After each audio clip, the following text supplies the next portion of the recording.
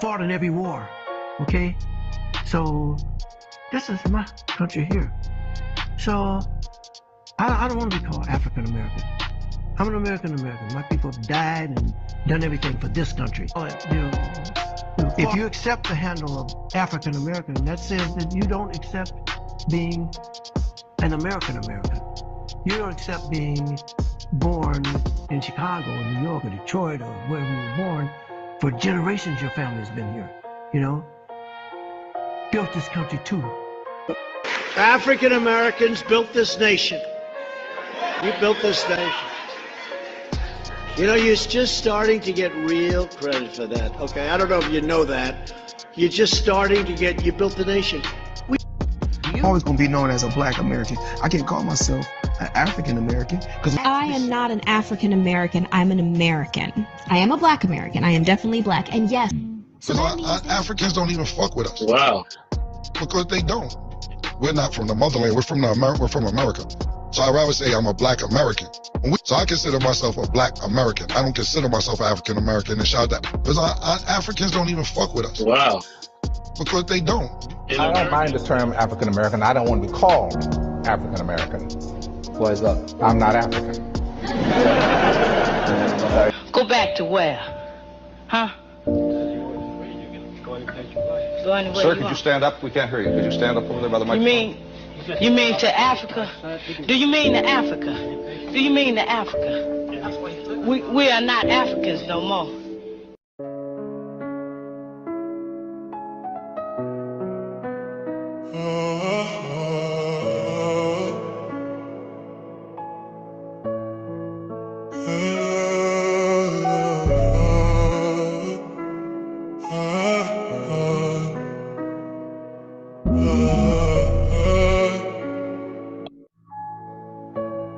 Say it loud, I'm Black and I'm proud.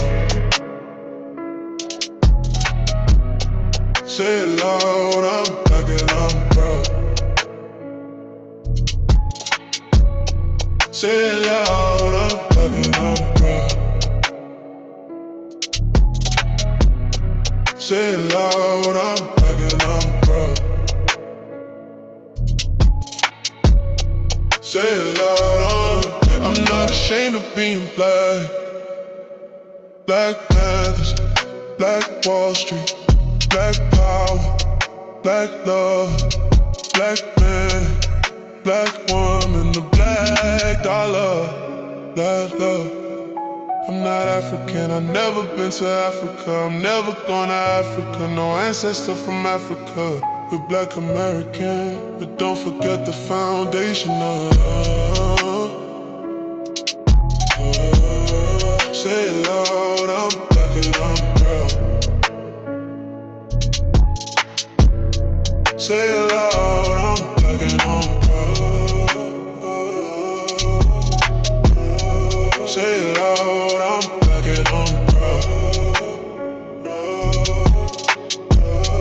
Say it loud, I'm Black and I'm proud. Say it loud, I'm Black and I'm proud.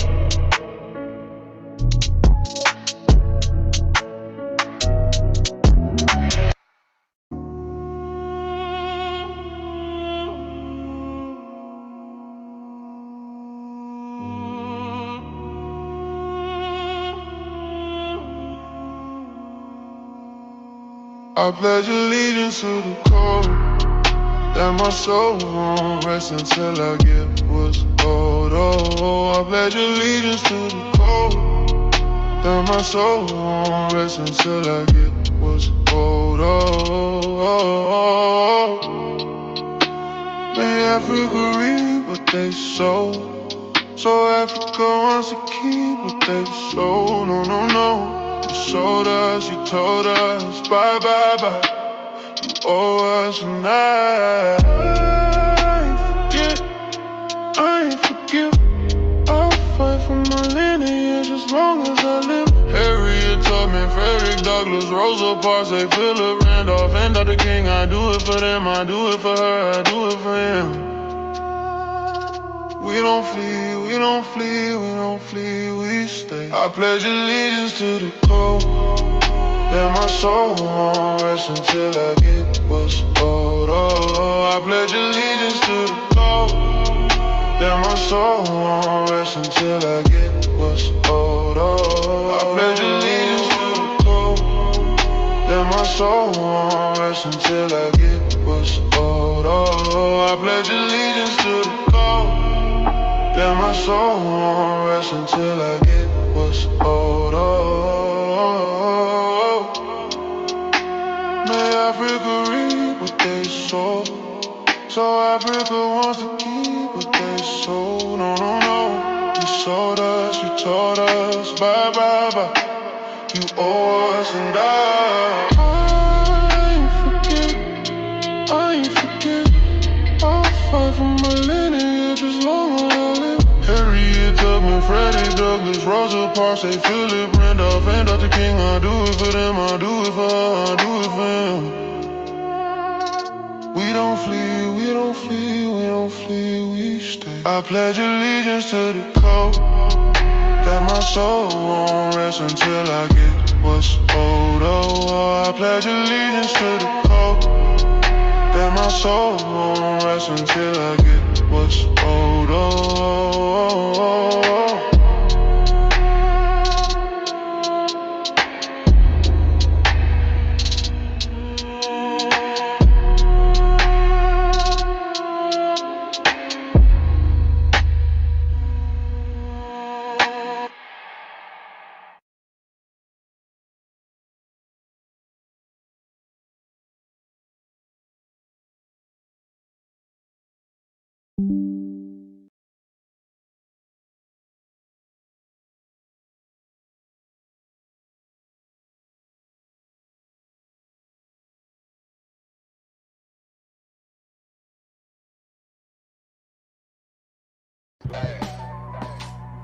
OG Mud, where we at with? Previously on Bitter Dose TV. Look, the question for me, and this might be, well, I know as we approach the end, it's not a good time to bring up a point of possible disagreement, but it's not that I don't think reparations is deserved. I just think tactically it's never going to be given. In part because I just think tactically it's never going to be given. In part because you write books and you give lectures about race, mainly to white audiences. What is the purpose of doing this if you ultimately believe white people are too far gone down the rabbit hole of white supremacy that they can't be convinced to do racial justice to the descendants of American chattel slavery? I just think tactically it's never going to be given. Jared,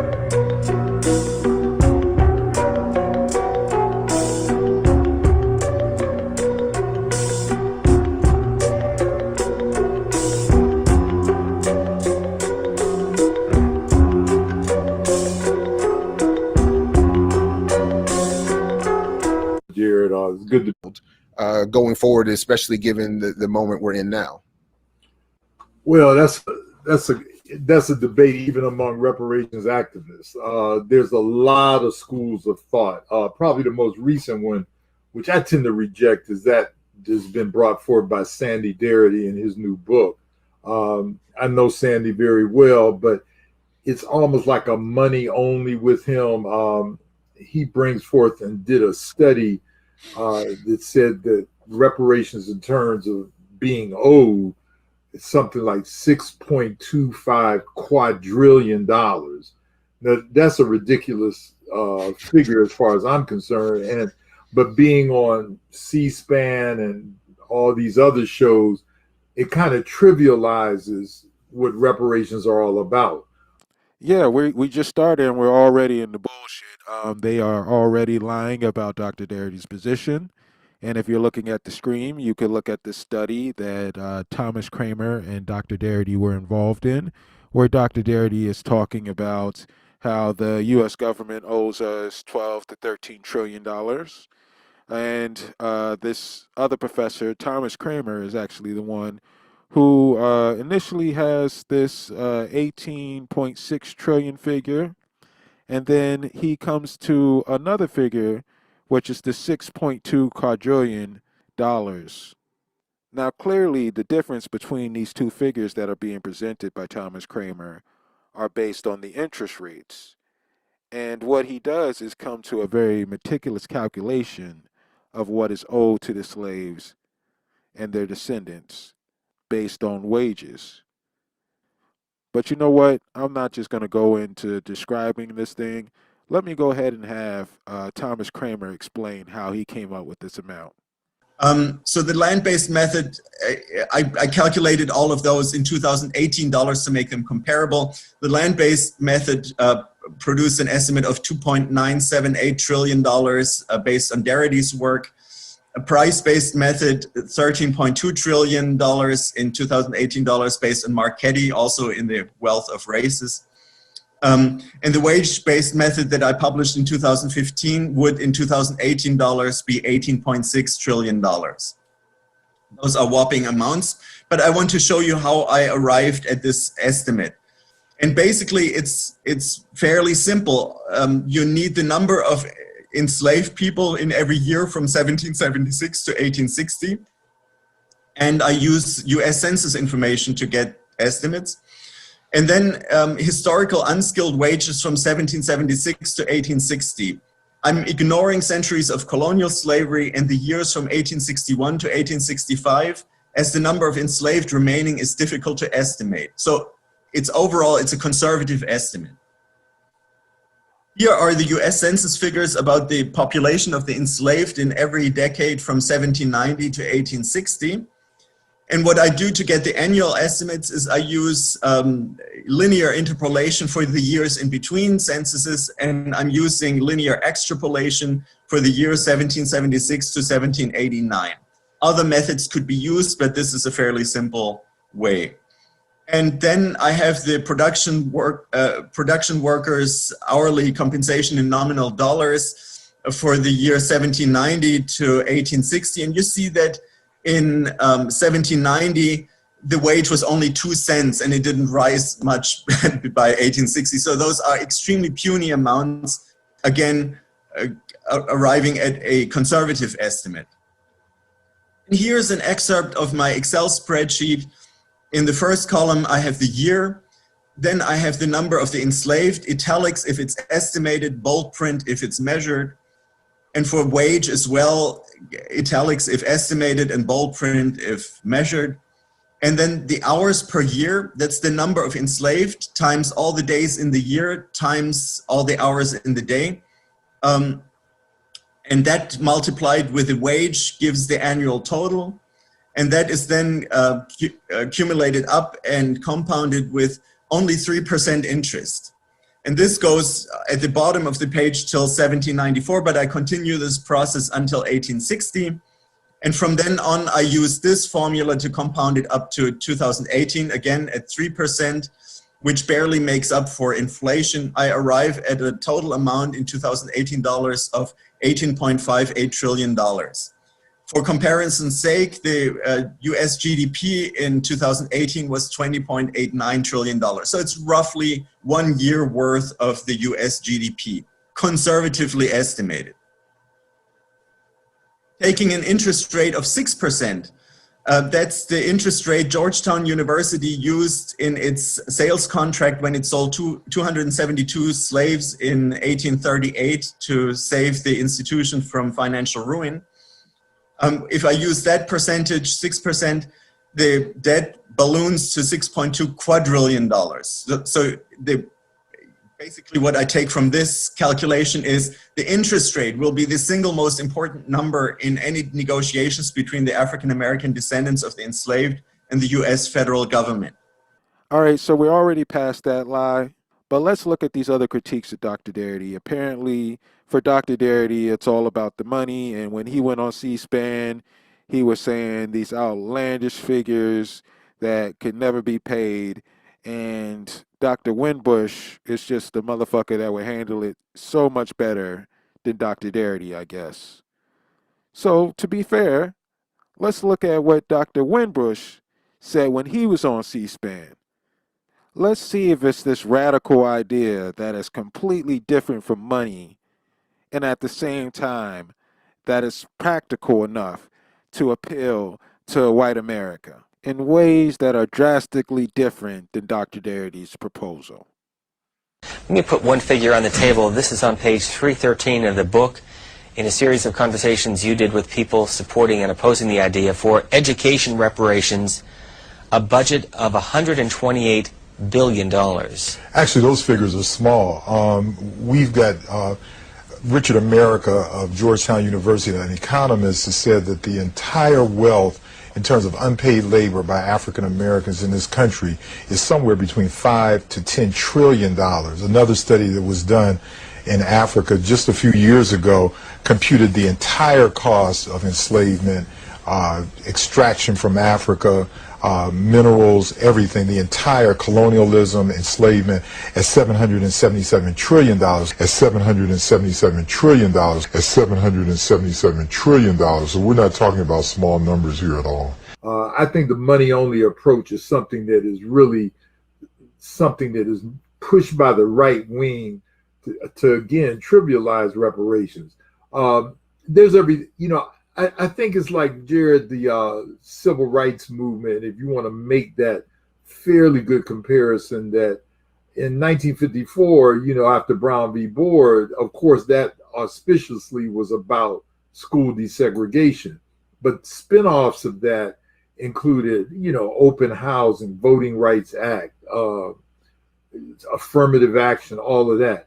I think that reparations can take the form of money payments. I do believe that. I think it can take the form of repatriation. My brothers and sisters in the Caribbean said, look, give me $100,000 and I'm out of here. I'm going back to Africa. Identity, unique identity. It's a very serious thing. I want to protect Ghana for Ghanaians. So I'm going to have 3 different kinds of identity in Ghana, 3 different passports. The first passport belongs to a full Ghanaian.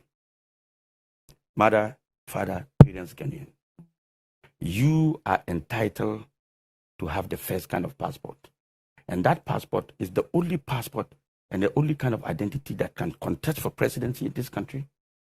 Secondly, can contest for parliamentary election and can acquire any kind of properties in this country. So if you don't hold the first identity, you cannot buy properties in this country. You can only buy properties through, and if you are holding the second identity, which is half Ghanaian and half foreign, you can only buy property through the first citizen and use his name to acquire property. If you are holding the third one, which is naturalized to be a Ghanaian, you cannot even buy any property at all. If you are holding the third one, which is naturalized to be a Ghanaian, you cannot even buy any property at all. We are fast losing every property of ours to the foreigners. And we are going to become 21st century slaves, including our children, in the next years to come. Because the Nigerians, the foreigners, the Lebanese, they bought all the prime lands and everything in this country. And you get to a point that a Ghanaian cannot own property because we don't have money. We don't have the resources. Our politicians are selling everything to the foreigners for peanuts. Go to Trasako there, and then you enter and see the number of Ghanaians, there are very few.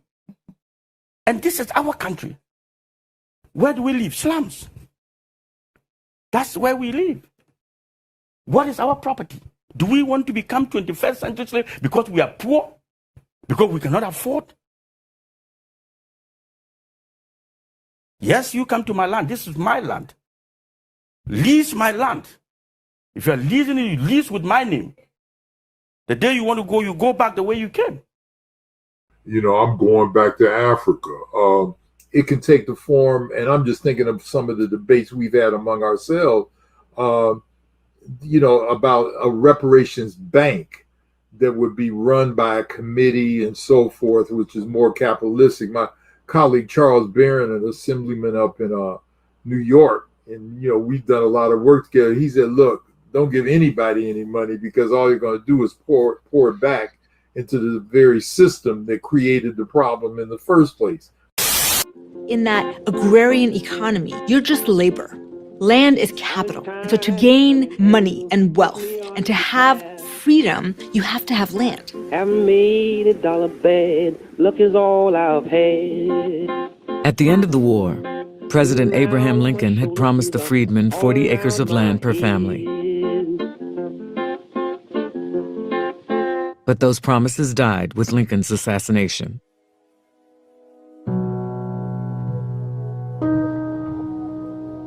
Instead of 40 acres and a mule, they got the Freedmen's Bank.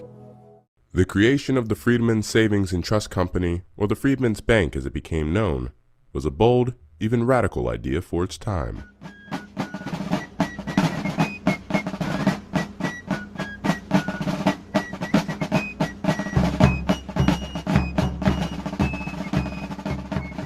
With the end of the Civil War in sight, a group of white Northern abolitionists, philanthropists, and business leaders met in New York in January 1865 to explore the formation of a permanent bank to help African American Civil War soldiers and the African American community.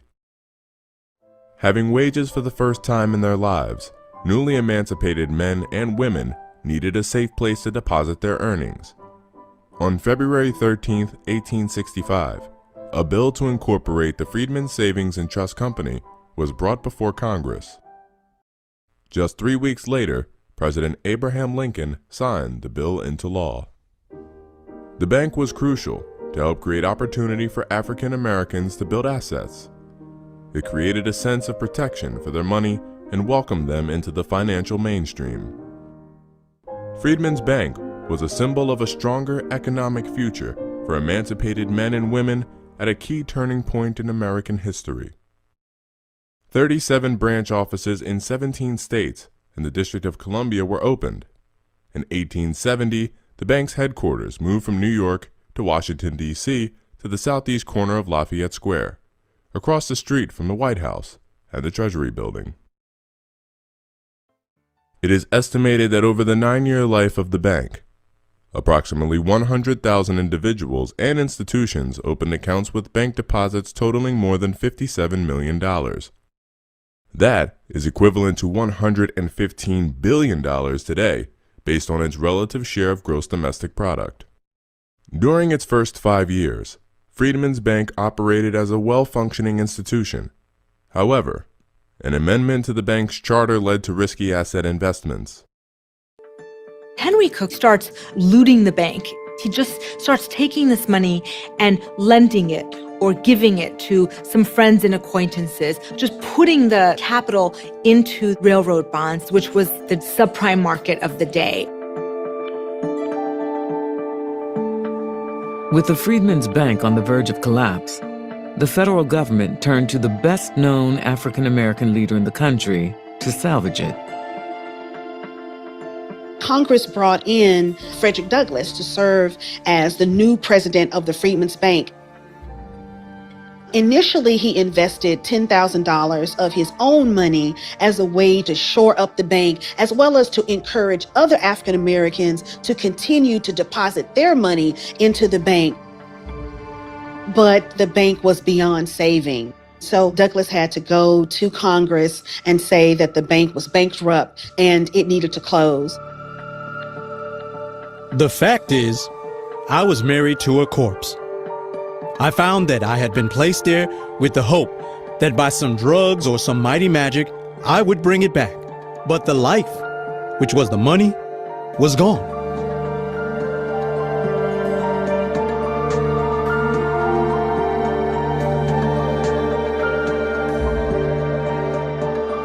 The hard-earned savings of the freedmen were lost just in the markets, just poof.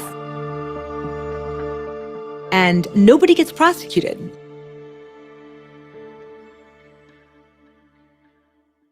So there's a lot of thoughts. I think land is another one. And, you know, some of my colleagues have talked about that. So the debate is still there, but what we all agree on is that they owe us in some form. All right, so demanding reparations in the form of money is a conservative position somehow, even though he went on C-SPAN and demanded money. But I guess we will ignore that for a second and focus on these alternatives that he has to actual cash reparations.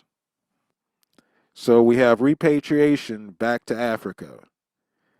When some of these African countries are having issues with foreigners coming in and taking advantage of the fact that they have limited resources. So they kind of want to limit the power that immigrants have in their own countries. And don't let these Pan-African fairy tales confuse you. You will not be welcomed home by their governments as if you're an African or a citizen of their countries. When I say immigrants in their countries, you would be the immigrant. Then we have this idea of opening up a bank, which sounds insane to me based on the history of what has happened with reparations in America and how we were already given a bank as an alternative to reparations. And one would think that a reparations advocate wouldn't even fix their mouth to say some crazy shit like that, knowing the history, but let's move on. Finally, there's land. Now, this was the original idea with the 40 acres and a mule, so I'm not going to sit here and downplay this position. The only thing I would say is that all of these things can be done if we're paid cash reparations. You can take your cash reparations and buy a plane ticket to Africa. You could take your cash reparations, get you a bunch of motherfuckers together, and open up a bank. You could take your cash reparations, go down south somewhere, even up north. You'll be able to find some land that you can buy with your cash. So what exactly makes these better alternatives? If anything, this whole thing sounds like a diversion to avoid doing reparations. Could you expand on that point you raised a little bit about the if I understood you correctly, the conservative nature of a money only approach? Why would, I mean, because I think a lot of people who would hear that might at least initially disagree with your assertion. In other words, when black people turn on the TV and they see Sandy Darity or anyone else saying, you owe us, quadrillion, however, what was that? I forgot the number, $6 quadrillion. Yes, six, and they get specific, 6.25 quadrillion. I mean, I could imagine a lot of people think you start, cheering him and thinking this is, go brother, go, like, get us that, get us that check as we, why? I mean, why do you say, do you disagree or consider that to be a conservative? Well, another person that espouses the money only is Robert Johnson, the former CEO of BET. He had has a very, very simple formula. He says, give every man, woman, and black baby, literally $350,000 a year cash, tax-free.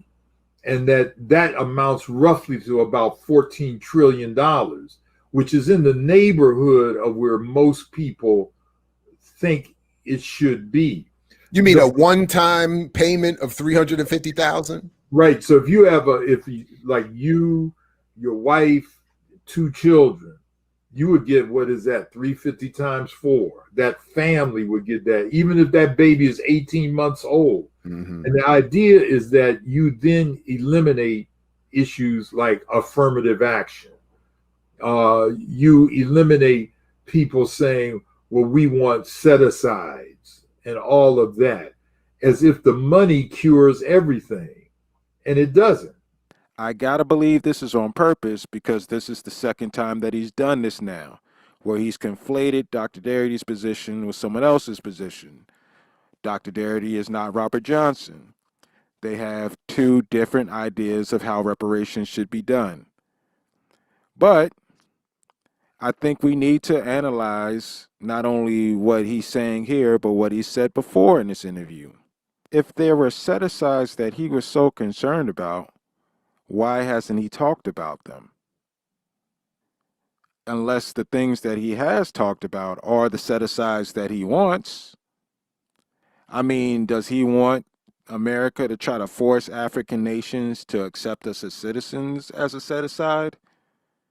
Does he want America to control this black bank that apparently is going to hold our reparations money, but we don't have control over that money? Or maybe instead of throwing a bunch of what ifs out here, maybe you need to clearly define what the fuck you're talking about. Maybe if you're going to take shots at a well thought out plan, you need to have an alternative that is also as well thought out. You mean to tell me you've been running around here for decades talking about this shit and you haven't settled on a clear-cut plan yet? But you want to throw shots at a motherfucker who has? Let's say Dr. Winbush is correct about what the fuck he's saying. Even though it's a bunch of distortions and lies about what Dr. Darity is actually proposing.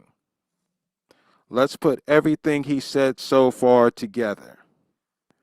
So Dr. Darity is running around here saying that they should pay us $6.2 quadrillion, which is more money than exists in the whole entire fucking world. If Dr. Darity was able to obtain all the fucking money in the world for us in reparations, what the fuck would we need set-asides for? We would have it all. Motherfuckers would be coming to us asking us if they can have set-asides. Now, this issue about set-asides only becomes an issue if you're talking about $14 to $20 trillion instead of all the goddamn money in the world. The only motherfucker who's talking about reparations in that price range and then saying that we wouldn't need affirmative action or set-asides is Robert Johnson. So maybe you need to have this conversation about how you don't like Robert Johnson's position. But this is how you know he knows he's throwing a scattershot of misinformation out there.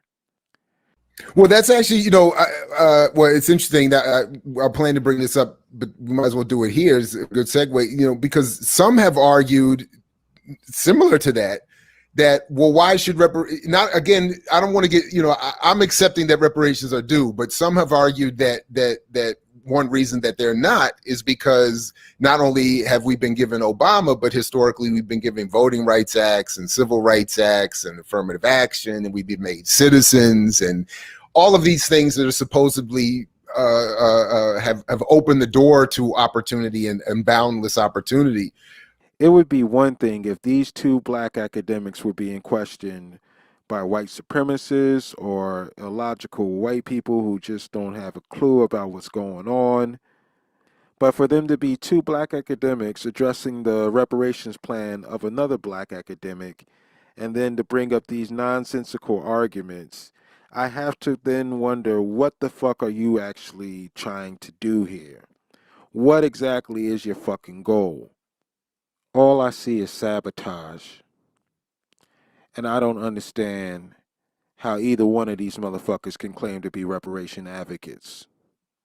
Anyway, so and then, which is also I've seen led to the debate is, well, when should we count the total number owed? Should it start from enslavement, or should we even just start from Jim Crow? I think we should start from 1441. I'm going all the way back to when the first Africans were taken out of the continent and put on Madeira Island by the Portuguese. I would start at 1441, and I would probably end, yesterday. I mean, All right, I want to be very clear about what the fuck he's talking about here.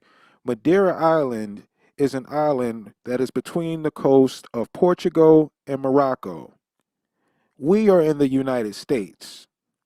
So what he is suggesting is that us in the United States request reparations from Portugal for slavery that occurred on an island out in fucking Portugal. And we're talking about slavery that occurred before the American government was formed and before the current Portuguese government was formed. So on what basis do I make this claim for reparations for slavery that happened in Portugal? And who the fuck do I make this claim to, seeing as how I'm not a Portuguese citizen? And not only does this muddy up our reparations claim against the American government that has been assessed at a debt somewhere around 14 to 20 trillion dollars just for lost wages from slavery alone. Apparently, we're supposed to be seeking reparations from a country that barely has $1 trillion. How does this make any fucking sense? So it's like, I think white people are always looking for absolutions from the sins of the past. And I think doing that about money only with reparations is another nuanced approach to that. And so and also it says, well, if we do that, isn't that enough? And the answer is no. I mean, it'll be enough, like Derek Bell, the late Derek Bell said that racism is always going to be here. I was with him until that last little bit because I don't think the money is enough. I do think that we're entitled to set asides on top of the money. I do think that we should have some type of grants and all types of shit to get like free homes and shit like that. But I'm basing that on a previous injury, that injury being redlining. Because I'm not going to try to confuse motherfuckers when I'm talking about reparations. Reparations is an act of repairing a previous harm. It's not supposed to psychoanalyze a society and fix all deficient thoughts. And this is a white supremacist tactic where you try to make the goal of reparations something that is unachievable, therefore there's no incentive to do it. Yeah, somebody was raising the question here, what happened to the 17 trillion? And I was saying what happened to it is it became 6.25 quadrillion. I don't even know what that number is or how many zeros that even looks. I don't even know what that looks like in print. But when I hear that argument, and one reason why I think that some versions of reparations are more welcomed, and particularly on commercial media spaces like that, is because when people hear that figure, it's understood, particularly in those spaces, that white audiences who hear that are going to think, my God, that is a ridiculous number. We're not paying that. And then it can be easily dismissed. So on the one hand, you get the credit for making it seem like you're on, CNN or whatever, or C-SPAN, making the argument.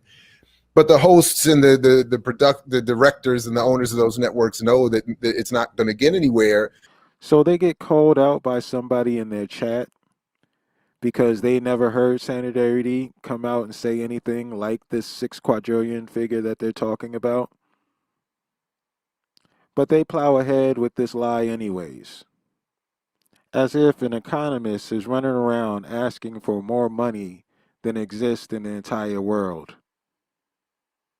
That figure only gets thrown out there by Thomas Kramer, and Thomas Kramer throws out that figure to illustrate a point. And Ray Winbush understands this point because it's the same reason why he went on C-SPAN. At $777 trillion, so we're not talking about small numbers here at all. Now, if we're going to talk about like ideas that sabotage a reparations discussion, maybe this thing where you don't even have a clear idea of what reparations actually would be, maybe that shit will kill any reparations discussion before it even starts. So that's one part of a reason why I've personally taken to arguing something slightly differently, which admittedly has been accused of, made me be accused in some spaces of not supporting reparations. So I want to hear your thoughts on this in particular. Sure. So just tactically speaking, any reparative project, particularly one that would transfer wealth, would require a large segment of white Americans to sign off on that. And I just can't see them doing that. I can't see them saying we're going to transfer wealth just to black people. So I said, well, then why don't we just make the target for redistribution, at least before COVID, the $20 trillion gross domestic product of the country, and just say, in perpetuity, X% of that GDP is going to get redistributed to everybody, so that we have free healthcare, free housing, free schools. Everybody has a job. Everybody has job training. Everybody has clean water. I mean, everything, like the roads get paid. Like so instead of the 1% getting a lion's share, that 20 trillion, all of us get it. And that way we don't have to have the arguments over, I don't want white people saying we didn't own anybody, why should we pay? And Asians saying, well, we suffer too. And this group saying we suffer too. And then within the diaspora, I mean, you've already touched on it already. There's an international aspect to reparations, to your approach, but others are saying, but only black people here should get it, and to the exclusion of even the solidarity work with any other group. So I'm saying to just tactically get around all of that, redistribute everything, and then once that is done within our own communities, all those other reparative projects can be taken up, spiritual, psychological, etc. GDP, it's an equation that breaks down a number of different components in production in a given company. So C is consumption. So the individuals in a given economy, like the US, how much they're consuming, are they buying goods, services, etc.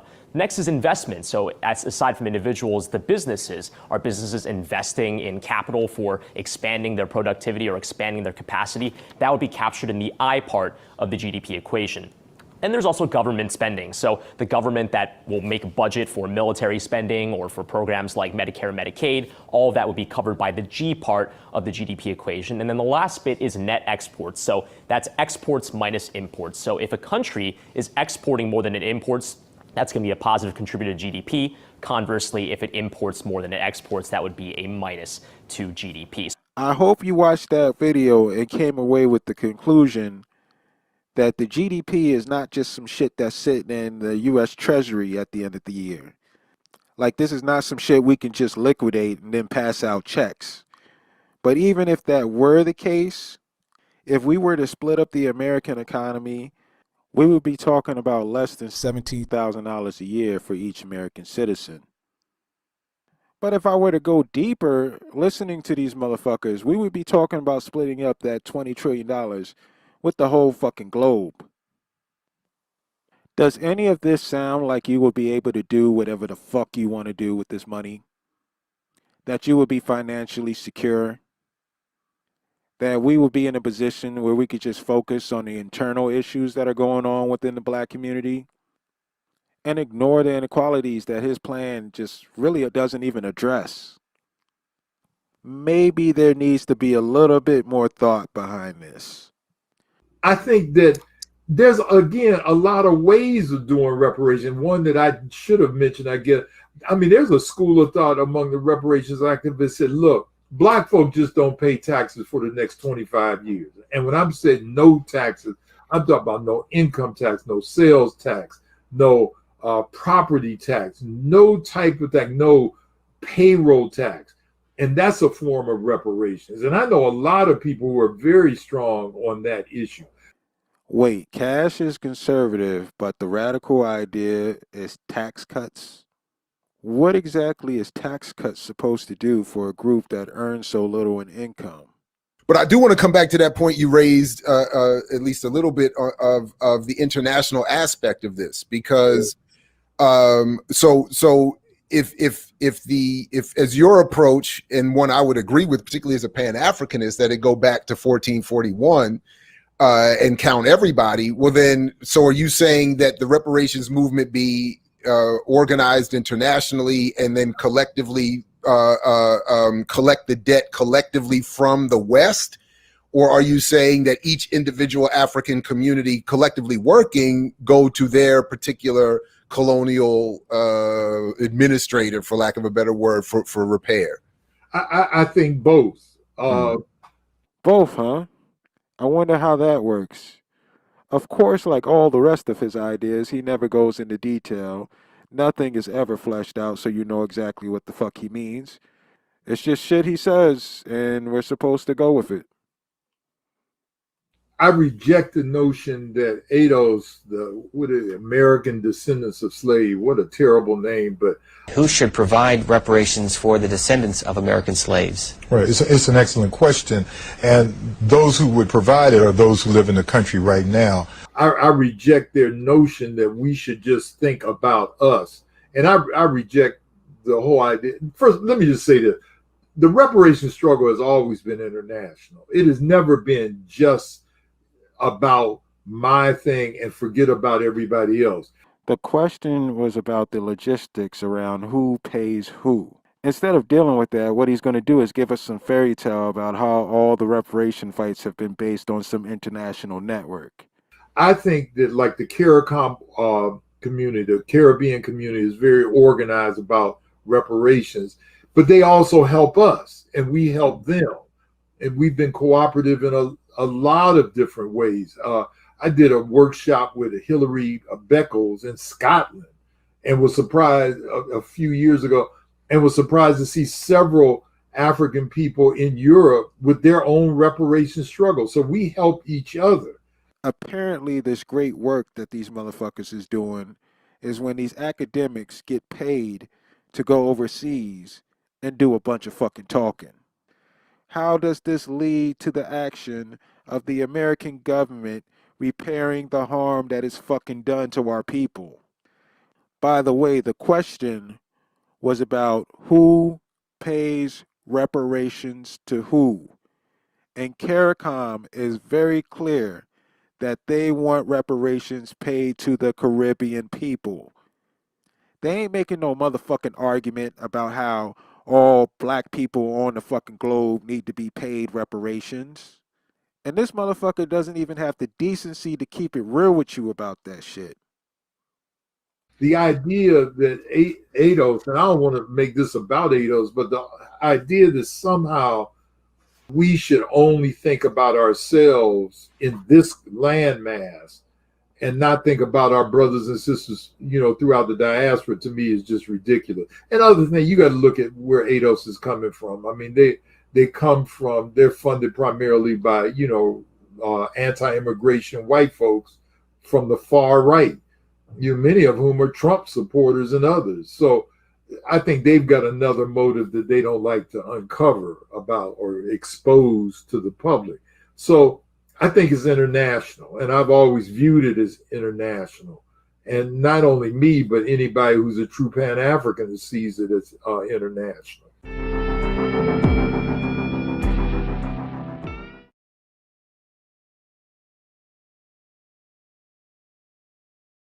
These goofy motherfuckers keep repeating this lie, even though it's been proven to be incorrect by the same journalists that investigated ADOS last year and put out 2 articles about the group.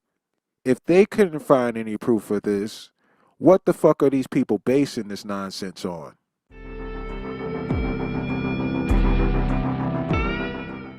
My only thing about them, which I think is being addressed here, is that what is of evidence to me, without even getting to the background or who actually supports them, which I think you're right in pointing out, is the aggressive attack on the radical traditions that many of us come out of. That when you attack Pan-Africanism and when you attack radical nationalism or all nationalism, when you attack the entire African-centered world, when you attack the entire black socialist Marxist world, I mean, they attacked everybody. And I'm saying if you're going to wipe out every radical tradition in the African world that has supported Africans in this country, that makes me suspicious of your motives, rather than working with people that have been doing it for so long and buttressing their efforts, trying to replace or supplant them makes me, is one reason why, So anyway, but.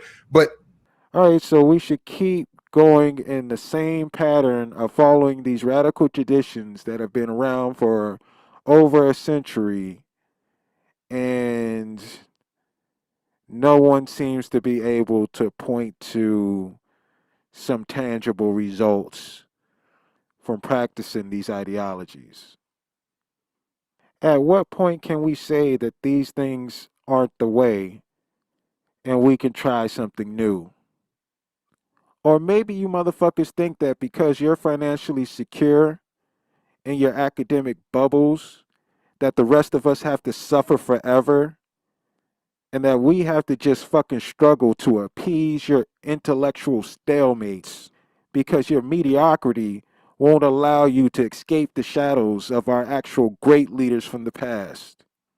Negroes should do whatever is necessary to bring about a complete solution to their problem. If it, when I say whatever is necessary, they should have the flexibility to do whatever is necessary to solve the problem. Could you say another word or two about how that is all working, or how you see that international project working in league with one another to support one another in these claims? Well, yeah, I mean, you know, I participate in a broadcast every Sunday of Africans from all over the diaspora. It comes out of England with or UK, I guess they don't like me to call it England. Glenroy Watson, a labor leader there, is a good friend of mine, and we just talk. We talk for an hour about what's going on all aspects of the continent, the Caribbean and Europe, Venezuela. The fact the talk last week was about Venezuela and the revolution it is taking place there in one very way. But I learned a lot. I think so. You intellectually support your colleagues around the country. You should also, as I told, my students, us and others, I said, all of us should have what I call a Pan-African project, that you do something that is international. I do something it's small, but I've been overjoyed about it. I buy malaria nets throughout Africa that I pay a little bit each month for that, and other things as well. What the fuck does any of this have to do with you and me getting reparations? I think in terms of the international movement relative to reparations, I think that we should just be joined up. Oh, absolutely fucking nothing. And I mean, and if you're against everything, I mean, that's a nihilistic approach, to so many things, and to dismiss other Pan-Africanists, which they have done very subtly, like Malcolm X and others who have, or Kwame Ture, all of these people. I mean, it just shows that not only an anti-intellectualism, but as far as I'm concerned, as a psychologist, shows a tremendous amount of cultural and self-hate. No one has dismissed these people. We have dismissed their bad ideas that have not produced fruit. There is one specific question to something that I think I raised, a critique of it, that I'd be interested in having you or each of us address, because first of all, I think the question somewhat misrepresents my point, but I would be interested that the Cali House movement exclusively focused on relief for the aging freedmen. So that's not true that but my point isn't that a reparative project focused specifically on Africans or Black people here makes it non-international. What my point would be is that the Cali House movement overall was supported by an international struggle of African people resisting enslavement. And as I've learned in reading your work and others about the history of Belinda, also advocating specifically for reparations. Making cases and making arguments referencing other cases that were happening throughout the diaspora. So it's not to say that a reparative project wouldn't be focused specifically on Black people here, or Africans in Brazil, or Africans in Panama, or Africans elsewhere, but it would be to say that each one of those efforts is supported and buttressed and made stronger by support of an international movement. Professor Winbush? No, I agree with that. I mean, that kind of critique, I mean, that's like a, 1 mile wide and 1 inch deep critique, I call them, because it's like saying that the Montgomery bus boycott wasn't an international Pan-African movement. I mean, but it is in the keeping of struggle that Africans have had throughout the globe. We have struggled in Namibia and South Africa, and I see all of those important for the overall global international struggle of Africans against white oppression. This is the goofy ass Pan-African doublespeak. So apparently anything that black people do around the globe is interconnected with everything else that black people do. So when they say it's an international effort, they don't have to mean that literally. Now the question then becomes, if that's the case, then wouldn't any effort that's being made by ADOS also be a part of this Pan-African shit, even if we don't necessarily embrace Pan-Africanism? What about this question? I didn't want to make sure we get to it before we have to leave. But what about this question that particularly the money form of reparations is acquiesces to the capitalist and imperial system that generates the wealth in the first place? What do you say about that when you hear that? You know, Jared, this is, as a scholar, this is something that I've wrestled with for many, many years. You know, within the social science, I'm going to answer this in this way. We have people like Naeem Akbar, Wade Nobles, Linda James Myers, who develop what is now referred to as Black psychology. We had Joyce Ladner, the former president of Howard, develop what is called, Black sociology. We have a plethora of people who have developed Black history. I've been now here's a good internal critique that Africans need to have. We have yet, among Black economists, to develop a good Black economic theory. The Black economists that I know tend to say, well, you're going to be capitalist over here, you're going to be Marxist over there, maybe a socialist over there, but we don't have our own theory. So you're a proponent of, and really one of the central authors of, a notion called stratification economics. In a nutshell, what is stratification economics? So stratification economics, well, it is an approach really in reaction to the inability of mainstream or orthodox economics to explain persistent group inequality. And we think that largely that inability is related to their myopic view of how individual agents, if properly incentivized, and markets that are unfettered by discrimination, can achieve social mobility. So there's a whiteboard, and there's me with my preparation and my effort and my ability. And the outcome is a verdict only on my ability in that traditional notion. But when context matters, when inferences people draw about who you are and what you are and so forth, the market's not a whiteboard. The context is not a whiteboard. And you're part of a group in how you're branded rather than just as an individual. That's exactly right. Stratification economics seeks to understand better how group formation and how individual agents can invest in that group and its role in creating hierarchies that are stratified by domains like gender, domains like race, domains like religious affiliation, and how that process actually creates advantages for individuals. I mean, you probably have heard things like the property rights of whiteness. Well, that is a term that's often absent from the economics profession, but it's somewhat ironic because that term very well has notions of optimization and even rationalization. It would make sense for somebody who gets an economic return from something like their race, their whiteness, to invest in that if they are focused on their individual well-being as well as their relative group positioning.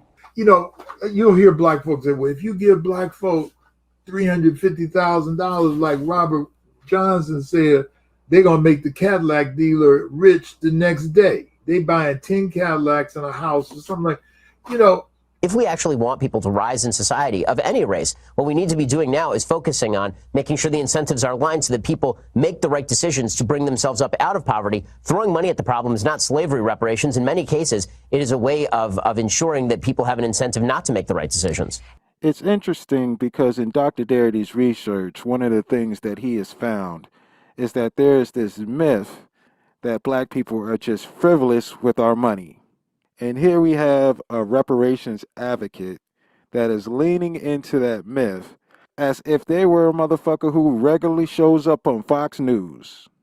But ADOS is conservative, right? In other words, the history for this is basically, I mean, it's not that the people themselves were simple, but it's a simple concept. I've been working for free. And that's what it is, Jared. I've been working for free. I want to get paid. Okay, that's it. That's it.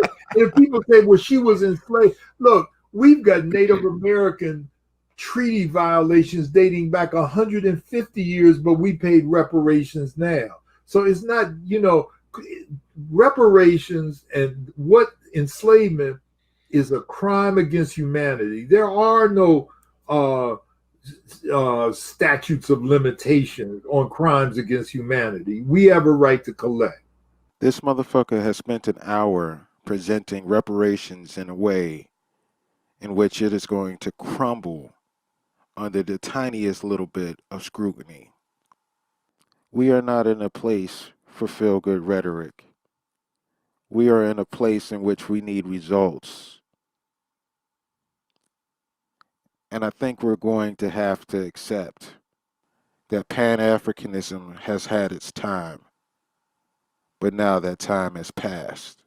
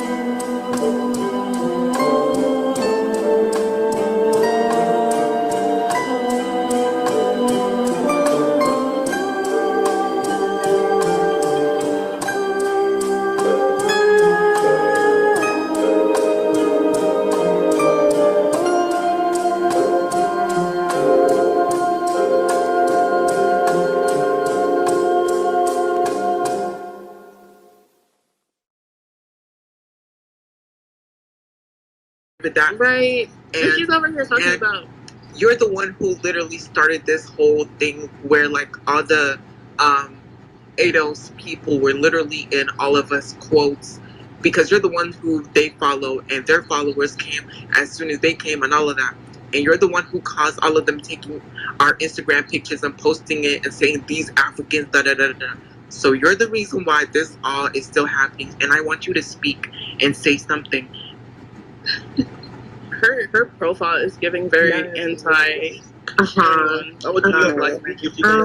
yesterday I could have picked like better wording. I could have been nicer, but I don't really care. So here's my only question to you guys. No, okay, can I finish? I'm noticing that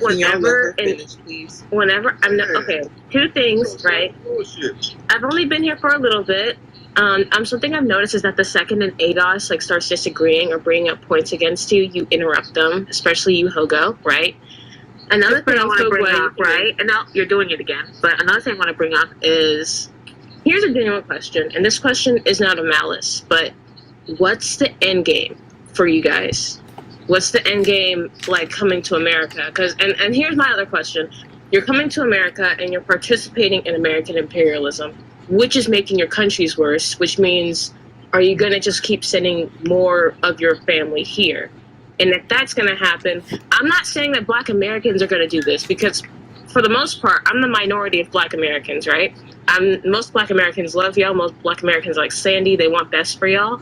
But what's going to happen is that America is already on this like path to being a much more conservative, a much more xenophobic country.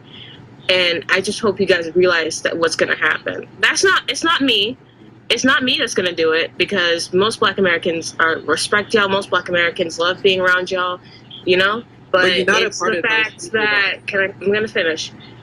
That's just how it's playing out. And you're not in these white supremacist spaces. You don't see what they're saying about y'all, right? And I get it, because it's really hurtful. But I'm just telling you right now, I'm not the one that's mainly noticing this. They already said this stuff against like Mexicans and everything a while back, 2016, right? Right. Now it's coming towards y'all, and that's all. That's just what I want you guys to know, that this is starting to come towards y'all, because people are starting to notice that you're coming here and you're staying. And I'm hearing that you guys send money back home. Where's that money going? And it's like, are you sending it to your family or whatever? I feel like so Mary, one, it's been also good, and then two, I feel like you not understanding how things operate cannot really be used as a what's it called? You can't use that as a leverage against the people that you're trying to talk to, because when we do send money back home, like I said before, a lot of the situations that are going on in Africa are it's very different. It's very, very different. So that money is not just like sitting there to be built. And a lot of Africans are actually immigrating more so to Asia and the UK. The UK and Asia are starting to get a larger population. It's still not fixed in your countries, okay? Of course Okay, it's not. anyway, I had no we had colonization. I'm hearing this colonization. What do you expect? The argument that is being had, almost such as like, oh, like y'all should go back to your countries and go fix it. Like, I don't understand how that logic applies to someone who is like living here, right now. Like, what am I like? One, like I said, my aunt, my uncle, like, we are literally banned from going back to our country because of government, like, not me per se, but like some of my family. So why is it to my duty to go back to my country to fix a situation that I did not participate in creating? And also, at the end of the day, again, what is it to you what somebody else is doing necessarily with their lives? Like, I don't. Because unfortunately, what happens? A lot of things. Unfortunately, what happens is this is what keeps happening, right? So, whenever someone Black in America, whenever something bad happens here, it gets pinned on all of us, right? But I've noticed it's like the second the opportunity is there, Africans and Caribbeans will make the distinction not to call themselves Black Americans, right? Because no, don't deny that this happens. This happens all the time. I'm seeing it online. I've literally been told not to call myself a Black American. If you're not a Black and American, why? Well, I've literally been told by other Black Americans to not call Black. I think what you're doing is you're arguing points with. All right, listen, hold on. This is the whole thing about, who's going to be African and African American on the level of, hey, we're going to work. You're talking about people who are either on a visa or resident alien status. They have done all of the proper paperwork to be here. So we're not going to divide up based on that. That's not going to happen. So no one really needs to address, hey, if they earn their money, it's their business what they do with their money, right? Right. So it's not your business. And they can see just like we can. I mean, we're not talking. So why they check the box of our ethnic group then? It's not because we're fucking Black. Talk to the white people. You're Black when it suits you. I'm so sorry. No, because that's what the paper says. Speaking to Christian, the templates are African American. Are y'all shitting me? If you go on that box, please, does it say a separate box for African and a separate box for Black American? Write it in, apparently. Are you shitting? Maybe let's not do no, this I'm supposed right to write now. it in. You Oh, can't I'm use sorry, that I'm not one. African American. I'm actually totally. I'm agreeing with every go talk to thing, Biden. but why you said that? You come on now. Don't start. It's just like problematic tactic. Like literally, there's just such a. I have a question for everybody. I have a question. What's your Black question? American not even a real thing. Good night, Sandy. Thank you for speaking. Good night, Sandy. Yeah, like I appreciate it. Wait, y'all. Somebody has a question for me. I have a question for everybody. Oh yes, Storm. Oh God.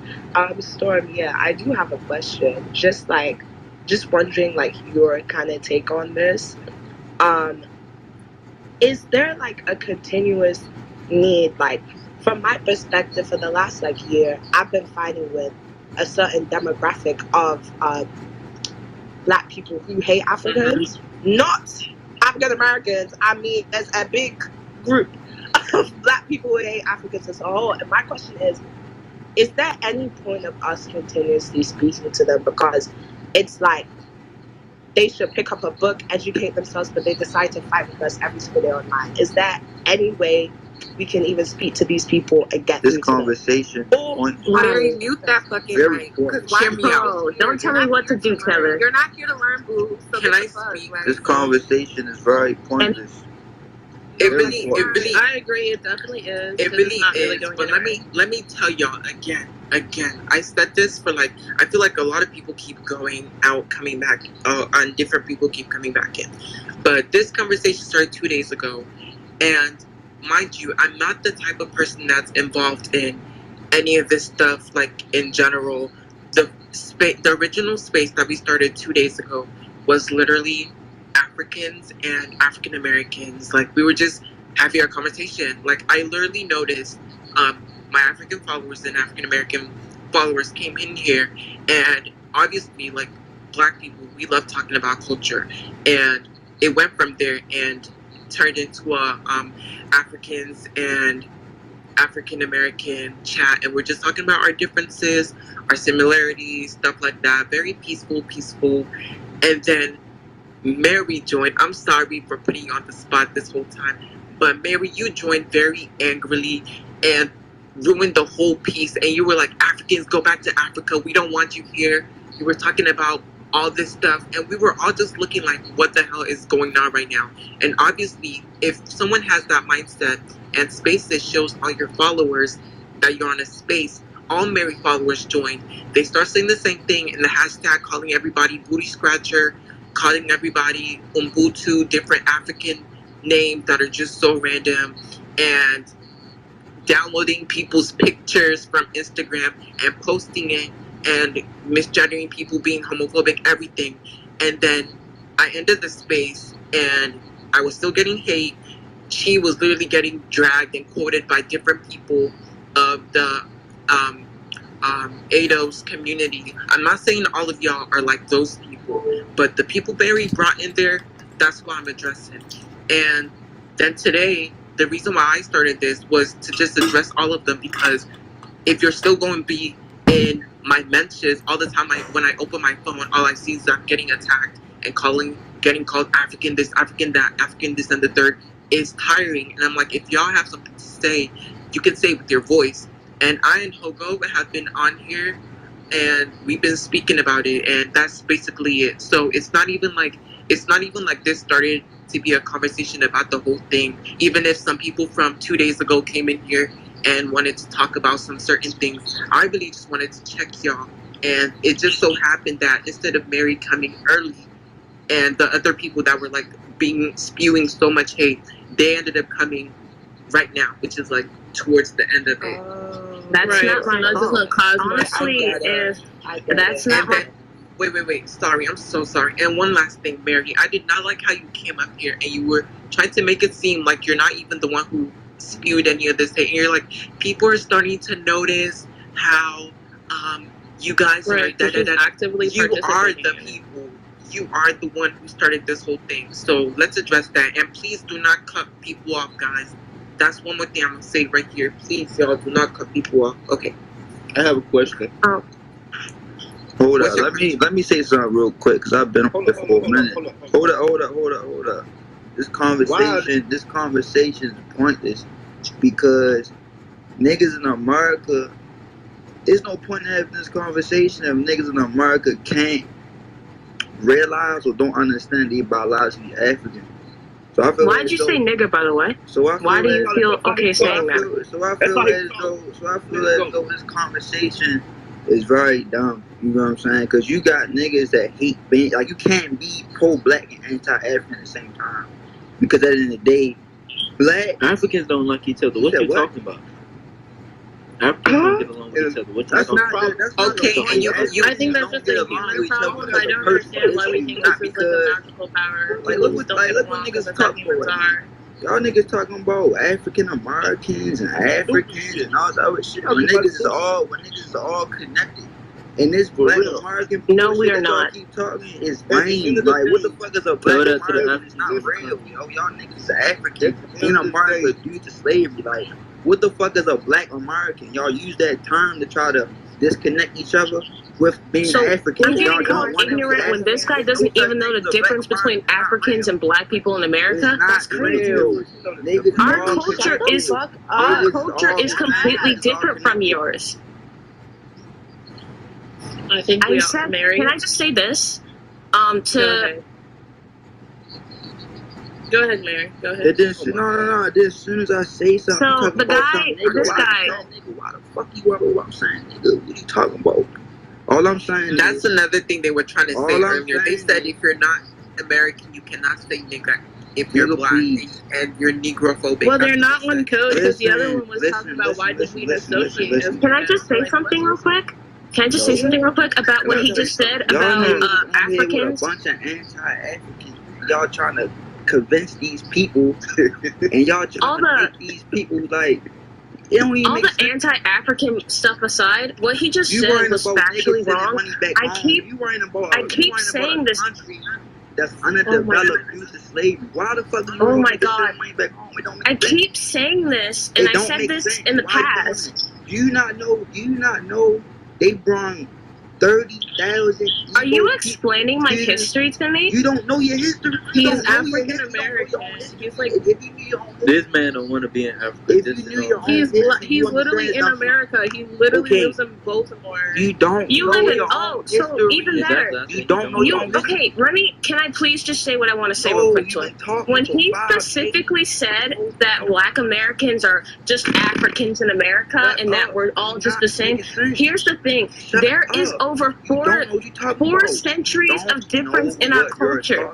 There's differences. You guys do not understand that we made our own culture out of nothing. Everybody understands. You made your own culture. Everyone understands that. I think what you don't understand. I just said there wasn't. Mary, literally, like, please, like, there was literally slavery, right? Also on the soil of Africa. A lot of the history and a lot of the writing, a lot of the stuff that we had prior to colonization, prior to enslavement, a lot of those things were also lost. It was like there's still Africans who are still very much like a mix of different tribes. Like oh my God, I don't understand why there's just this like necessity for you to feel so we did everything out of nothing and no one else did. Like the logic just like makes zero sense to me. I think you can respectfully say, yes, African American history is not my history or other African histories, like African no other people, African but you can't. Culture. You really can't just like be like, oh, like everybody else like didn't and we did. I think that's very the biggest difference. It's not the same as slavery in other countries. Exactly. I think my point was simply the fact that slavery happened. Okay, but we also had Western influence in our culture. There was also Western influence on the continent of Africa. It's not the exact same Western influence that we had. That's the difference. This is hilarious. Hey. I have Mary. I have a question for you, like genuinely, like a real ass question. Because Mary's the one that's been speaking. I'm so sorry, bro. I really don't want to communicate with you, but Mary, I just have like an honest question because you're saying Africans this, Africans that, but there are Africans speaking to you right now saying that what you're saying, the assumption that Africans have against you. But we're saying it's not real. So why are you saying that it's not real for her on her end too? This is completely acting as if like slavery in Africa was pancakes. You know what? You guys are right. We're saying this space is useless because this truly is just an African circle jerk to admit that you guys will never fix your countries. You guys will never respect other people, and you're gonna keep walking around the globe crying about colonization, and you're never gonna actually do anything. You're just gonna keep crying. You're just gonna keep immigrating, and it's just gonna get worse for all of us. So I just want to say, as a Black American, thanks for fucking up everything for the rest of us. Mary, read a book, bro. No, for real, I don't care. You guys are gonna go, you're ignorant. Dead ass. Who are you mad at? Mary. I'm mad at white people, obviously, but you guys are in it too. What did anybody in this Africans, chat we didn't do anything wrong. What did anybody in this chat do to you, Mary? And then also for you to come over here and say like, oh no, it wasn't the same. Like white people did not really like. You're basically trying to act as if white people did not. There was no Western influence in regards to the slavery that was experienced in Africa. So one, that's your own miseducation, and then two, I would say that you would generally be an educated person if you kind of just like, I don't know, dumb down like the whole fucking ignorant approach that you're, because I can tell you're someone who is like educated in certain things, but in regards of like what happened in Africa, very much not so. And then two, to then say, oh, it's Africans that's like the reason why things are fucked up in this country, then don't shoot. Okay, then let's make, like, are we the ones making the rules? Are we the ones making the law? It's purely between black. No, it's not. Oh my god, never mind. Because it's like, Hogo, hear me out. I feel like I want to hear right now, please, and I hope y'all actually follow this. I want to hear, well, I'm gonna just call you by your username. These pussy niggas. I want to hear him. I want to hear Material Girl. I want to hear Adiola. I want to hear Sam, and I want to hear Fire at Will and Lee, and I want to hear y'all speak, and Mary. you're literally from Baltimore. And Sam. Oh, she ate you going down. You said what? Why does that matter where I'm from? What are you talking about? You so off topic that you just saying anything. Have you ever seen that one special from Chris Rock where Chris Rock and he's like, the difference between black people and niggas? Listen. Right? Listen. You gotta find yourself, yo, because you don't know what you're talking about. Everything and the nigga from Baltimore is going to tell me that? Everything that you saying, you can tell it's just rooted hate. You keep talking about black Americans. What the fuck is that? I was just trying to say, I just wanted to say something real quick. Actually, what? You're literally from Baltimore and it's showing right now. I just wanted to say something real quick. I was trying to say, like, why did you guilt trip? Wait, why are you trying to guilt trip Africans into sending money into their their She doesn't I like didn't. Africans in You this guys are country, already period. doing that. I didn't say you guys like have to do it. I said you guys have told us that you guys send money to your house. We don't have a choice. We don't have a You choice hate whether yourself so to much. send money or not send money. You're making it seem as if like we're She thinks we're just building it there or some shit, I think. We're She's like just really choosing to highly send uneducated in money, the situation. If you're sending You don't money understand to African and we're sending money back home, then why is that a problem? No, Yeah, it's like, not why a are you problem. trying- I'm just wondering. Actually, you know what? Despite everything I said, the one thing I truly want to know is what's your guys' end game? What's the end game?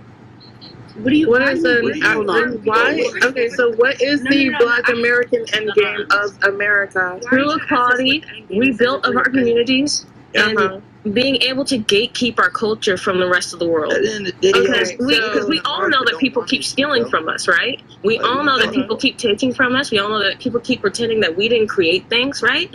So we want, as Black Americans, we want to start gatekeeping from the rest of y'all, and we have the right to do that. Because I would never disrespect other people's culture. I would never go and pretend to eat y'all's rice and say, yeah, this is African roots right here. You talking about all this American shit. Y'all niggas don't even want the country to be dick eating America. Wait, so I don't really understand what you're even saying right now. Like, Mary, what are you even talking about? She's basically saying she doesn't want Africans in her country, and we should all just go back to Africa. Africa built this country. But that's not what she's saying. African Americans. When did I say that? When did I specifically say that? So wait, what are you trying You to have been say? telling us to go back to our I home. literally telling you guys to fix your end game and to fix your countries. I don't care how, but I really would. remember you saying to me, well, then you're just running away from your country and you guys are still not going to fix anything. So yes, that's how And that was right. And that's what I said. We about to Okay, go then, so why you saying Girl. you didn't say something I literally said? And that was right. How Okay, you then, prove so me wrong, why to be you honest? We are trying to fix our country. Like, what do you think How? we're doing right now? How do you think, what do you think us sending us back having the money privilege You does? moved to America, you're participating in American imperialism that's ruining your I'm gonna countries, move on. and now you're going to try to fix your countries from us. So how's that working? No. You think we have more laws and rules to be able to fix our country back in our own country? That's your Right. education right there. I Right. really have a question. I don't know how other countries work. I don't. After hundreds To be honest, I don't really of care. years Okay, then don't speak on it. Well, you guys are on my country's land, so I think I do have to care about certain things. And here it comes. I can't be proud of my country. Here it Who literally said you can't be proud of your country? Do you hear stuff in your head? Like, nobody said you can't be proud of your country. No one said any of that. I literally just said, you said you don't care about other countries or what they go through. I said, okay, then don't talk on it. You said don't talk about my country. I said I live in your fucking country. Then you talking about I can't be proud of my country. No one said that. Please be proud of your country. Jesus Christ. I want to say something right now. I know. I want to say something right now. Okay, I have a question after you say something. Oh, Jesus Christ. I'm going to shoot my phone right now. I want to say something. Please. The people that I said to speak, I want to hear y'all speak. So there's literally almost 30 people in the request, and it keeps growing. I need all these people to be on here because they keep DMing me, doing this, doing that, and talking about I'm anti-black because I'm not adding them on here. Can I ask a question to Mary first? Yes, you can. Okay. Mary, I know you ask of us to do a lot of things for our countries. I would like to ask what it is you are doing for your country or how you're applying yourself in your community. I know you guys don't know what this is because it's community building. I participate in my community projects. I go to trade school because I want to focus on my community. I make my entire town is more community based than your entire fucking countries, to be honest. Because listen to this. Because I'm proud of where I'm from, and because I'm proud of where I'm from, I want to build it up. Let me finish. My biggest thing is like a disconnect is that you guys are always talking about how proud you're of your country, which is fine. Everyone should be proud of where they're from, but it's getting worse over there, right? So why aren't you guys focusing on it? Getting worse here. You know why it's getting worse? Can I answer her question? I actually have a It's getting worse here. So not making no sense right now. She's not making no damn sense. I think that you lack. My phone's glitching. I can't. Hey guys, but you got I think that you lack flag in your crib. It's like, I'd like to. No, I really think that you lack the understanding that that each African country, there's multiple African countries within the continent of Africa, and within each of those countries, there's different levels of corruption, military factions that are going around killing people, literally dismantling any sort of infrastructural development that could happen in the country. I don't think that you understand how deep there's social issues, there's economic issues, there's neo-colonialism with China happening. I can't hear anything as anybody's saying right now. If you can hear me. And she don't got good Wi-Fi. Okay, because I'm ready to go to that Metro PCS, babe. Okay, so you're it did that thing where it's like robot voices with a connection. I can't hear anything anybody's saying. No. If not, you can leave and just come back. But what I do want to say is fire at will, Adiola, Sam, Material Girl, Jay, and these pussy niggas. I need y'all to talk, please. I want to hear y'all. And Mary. And please, everybody else, please do not interrupt them. And Lee and Ama and Neo. All right, I was just waiting for the time to jump in. So earlier, someone. I still can't hear what anybody is saying. Get the fuck out of here. Can you hear me? Hello? Hello? You can go ahead, fire Will. All right. I can't hear anybody else. It's like robot voices. Girl, hang the fuck up.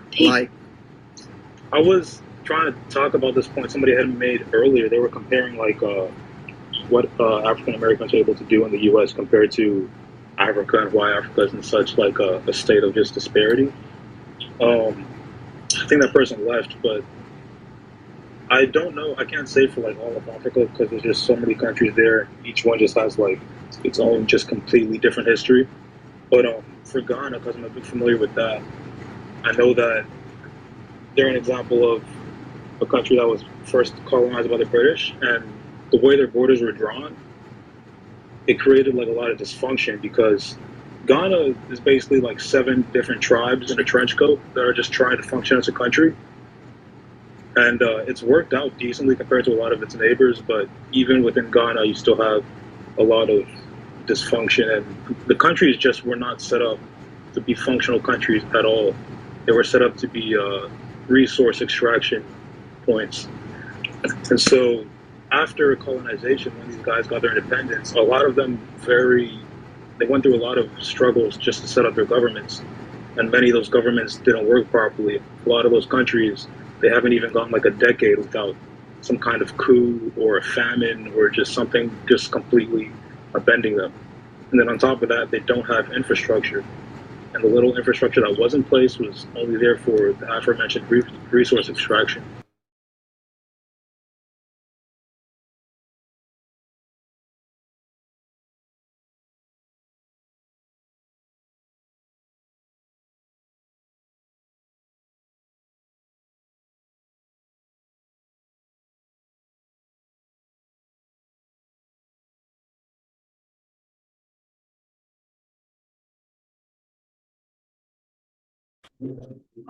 Grand Rising, family, Grand Rising. We in the building. We in the building. Finally, we in the building. Okay, let me start it off with this.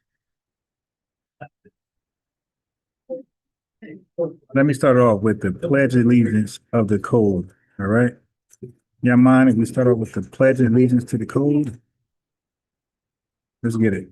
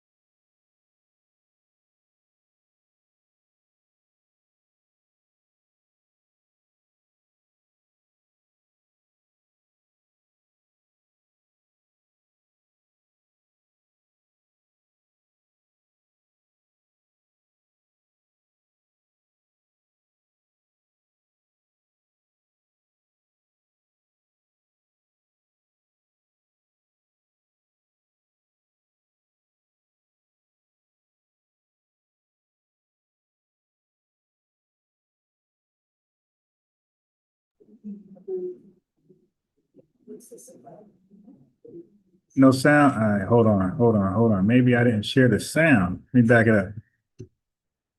My fault. Let me back it up. Thank you. Rookie mistake, family, rookie mistake. Yeah, you're right. There was no sound. My fault. That was a rookie mistake.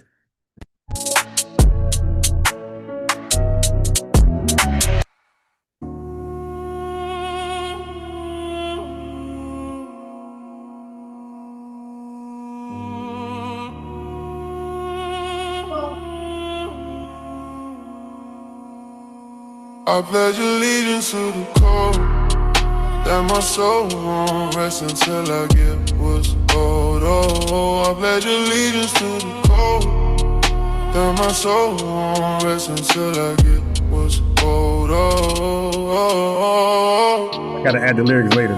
May Africa reap what they sow, so Africa wants to keep what they sow. No, no, no. You showed us, you told us, bye, bye, bye. You owe us tonight. I ain't forgive. I'll fight for my lineage as long as I live. Harriet Tubman, Frederick Douglass, Rosa Parks, Philip Randolph, and Dr. King. I do it for them, I do it for her, I do it for him. We don't flee, we don't flee, we don't flee, we stay. I pledge allegiance to the code that my soul won't rest until I get what's owed. Oh, I pledge allegiance to the code that my soul won't rest until I get what's owed. Oh, I pledge allegiance to the code that my soul won't rest until I get what's owed. Oh, I pledge allegiance to the code that my soul won't rest until I get what's owed. Oh, Africa reap what they sow. So Africa wants to keep what they sow. No, no, no. You sold us, you told us, bye, bye, bye. You owe us and I ain't forget. I'll fight for my lineage as long as I live. Harriet Tubman, Freddie Douglass, Rosa Parks, say Philip Randolph, and Dr. King. I do it for them, I do it for her, I do it for him.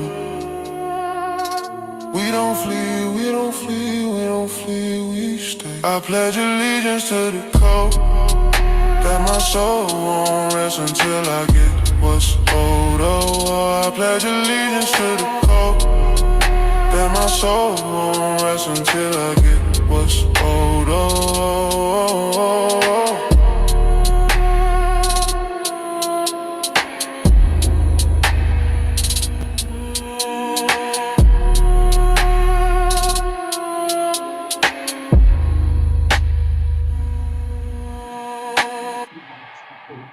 Yeah, I'm gonna add the lyrics later.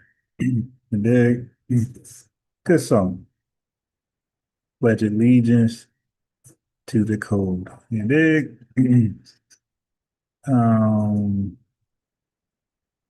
Where are we at? The lyrics is crazy though.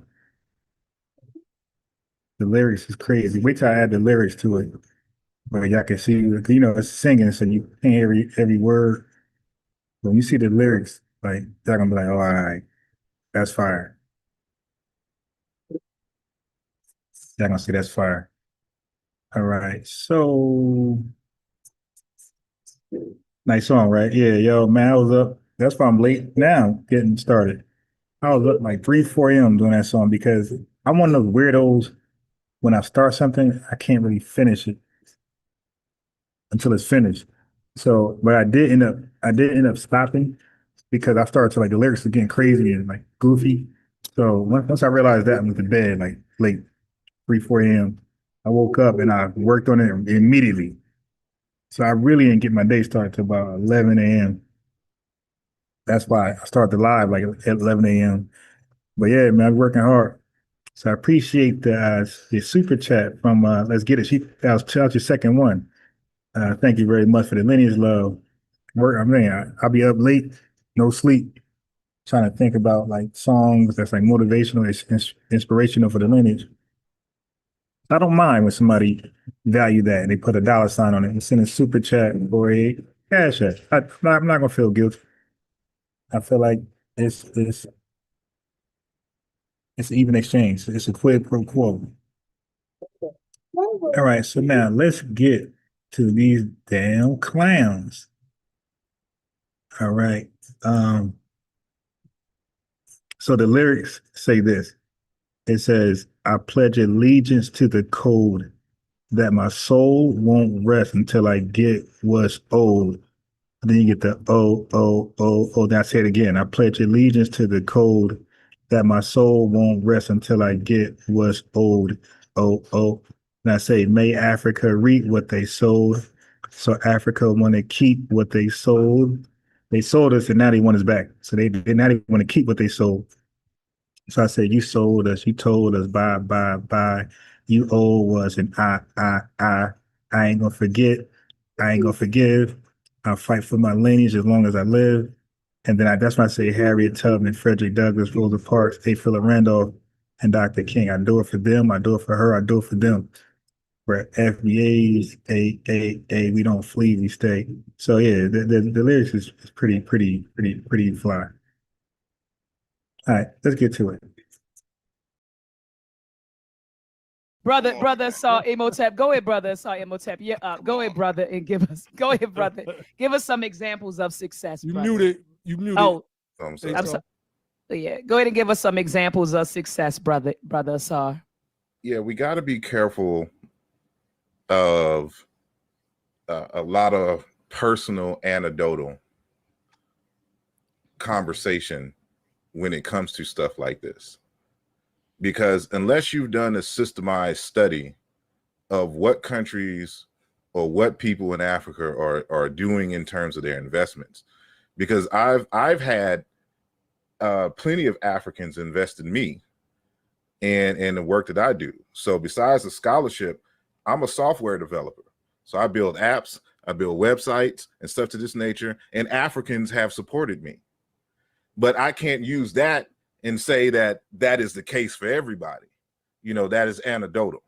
And so we got to be careful here. And it's the same thing like with Lord Abba talking about what goes on Clubhouse app. But, you know, for those of us who grew up in the 80s and early 90s, we were the ones calling them African booty scratchers and all of this other kind of dusty stuff. That's you know, cat. when they came over here. I know That's for cat. a fact because I've done it.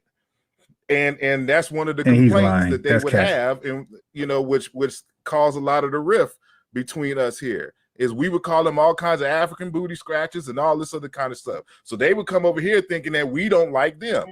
Really? But that's not the case. Oh you had a my group God. of people who Yeah. respected and Damn. adored African people, and then you have a group. Okay, so again, the blame shifting is, we could call it blame grifting, is unbelievable. So is us. Is us. You started it. Group of people who don't. If you were African and you came into New York in the Harlem, not in Harlem, you went to you was in Manhattan and you just came across the Hebrew Israelites standing on the corner and they talking about, you know, how bad Africans are and that they're dirty and all this other kind of stuff. You don't know, you can't separate the Hebrew Israelites in ISUPK from, you know, this other group over here or whatnot. You thinking that's all the African Americans and they just Yeah, he think called that Cap we on that. ain't Yeah, he shit. called Cap. You know, so we got to be He careful lying. in how we are approaching these particular conversations. And so, like, when we're talking about strategies and things of this nature, again, as I stated from the beginning, certain things have It froze. It froze. It froze. 1 second. in political and social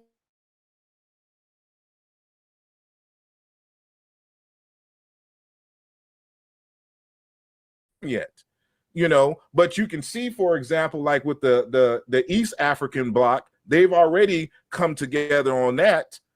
They haven't come together to make political states, but they've come together with the East African Treaty in terms of economics and things of that nature. So that's one thing. And for example, part of the Pan-African project is the development or the usage of a single African language. And the proposal, the most successful, has been Kiswahili. And there's a number of African continents where Kiswahili is the national language. I'll pass on that. You know, now. And so, you know, you have these little successes in terms of, for example, you know, part of the of the Pan-African project is the theory of Afrocentricity. Afrocentricity has went around the world and they've developed, for example, whole entire African American studies programs based on Afrocentricity. The field is now called Africology. So you have different Africology departments now here across the United States and in Canada. They're starting one in Brazil, and they're working on one in France right now. I know a whole university in South Africa is now fully Afro-centric. And so the ideas that have emerged out of this Pan-African conversation and movement is happening everywhere. It's slow, but there's other issues in politics and history that has to be discussed in terms of you know, we act like COINTELPRO was something that was only in the 60s and 70s. Like, that stuff exists all across the continent. They have a whole military branch that's their focus. We call them Green Berets. A Green Beret's job is to go into with no more than 12 individuals and destabilize governments. And so if you're going to have these conversations about what's going on and why certain things can't connect, it has to be done within context with respect to history and knowledge of how the United States moves. And so when we have this conversation, again, it's not an issue of either or. It's both and. And no Pan-African has any problem in terms of the conversation with reparations and understands all the legal aspects of this and what that is all about. There's no debate. Nobody's arguing against that. So it's not, that's not our time. The question is, and this should have been the real question, what is the goal ultimately of reparations? Is it sovereignty? Is it liberation? Is it independence? And can you achieve that in the United States, still being governed by others? And also, yeah, 1 second, my screen froze. Let me fix it. Give me a second. I'm in the background, working on something. My fault. Oh no, it didn't. That's my phone tied to it. What if let me disconnect the United my phone States Bluetooth. says no? What are you going to do when they say no? What's the Okay, so why are you a pessimist? Like, why is that even? See, that no word is not even in our vocabulary, right? backup plan? You got all the legal arguments ready and prepared. They just say they have the power. And they just like, no. What then? Are your goals still sovereignty, liberation, and independence? And is it your argument that you can't or can achieve that here in the United States with or without reparations? And so we're not asking the critical questions here. And this is ultimately what we're saying here. If the United States says no, who is the onus? Who is the onus for the reparation? Well, I can say this: if they say no, it's definitely your fault, 100%, because that means you guys truly sabotage everything. So that's the only way we'll get a no, is because you guys were effective in undermining and sabotaging our claim. That's the only way we'll get a no. And that's why podcasts like this is to prevent that with superior education. And the sanity and the economic development of African people here in the United States. And so we got to be real with this and stop throwing jargon out there. We understand all of this. But this conversation is more than over 150 years old. And so these conferences, we had 5 major Pan-African conferences. You don't think they ask these questions? I think that's all you do is have conferences. That's all you guys do. Just talk, and that's it. Just conferences. All the way up to 1968. Our ancestors, our elders are not dummies. They've thought about these things.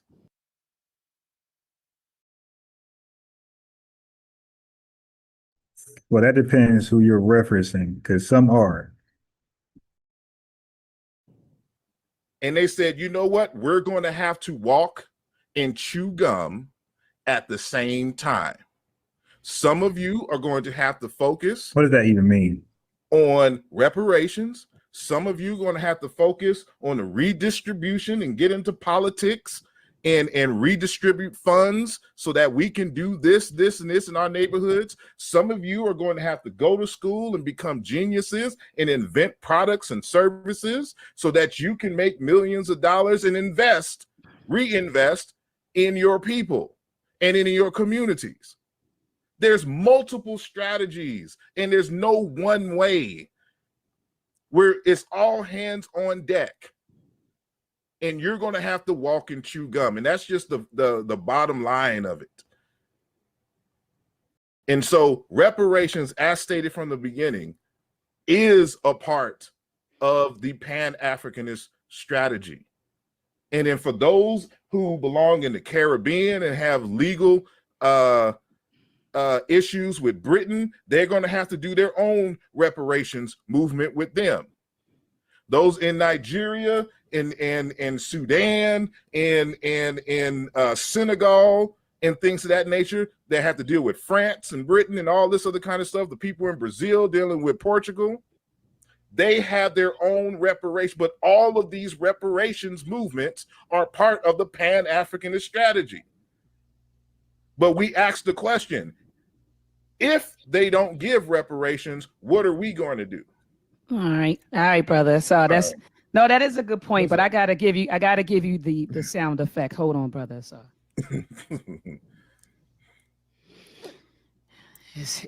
it's heating up in here tonight. All right, family, we're getting ready to go into the last round. Or Brother Ali, I see you unmuted your mic and you got your screen showing. Is it something you wanted to show, or do you want to utilize your 10 minutes to kind of close out this article really quickly? Okay. It's a New York Times article that says small businesses have surged in Black communities. Was it the stimulus? The answer in the article and in the study that they're actually citing says yes, that the stimulus, the unemployment plus the pandemic unemployment insurance that came, the supplemental with the state unemployment from the federal.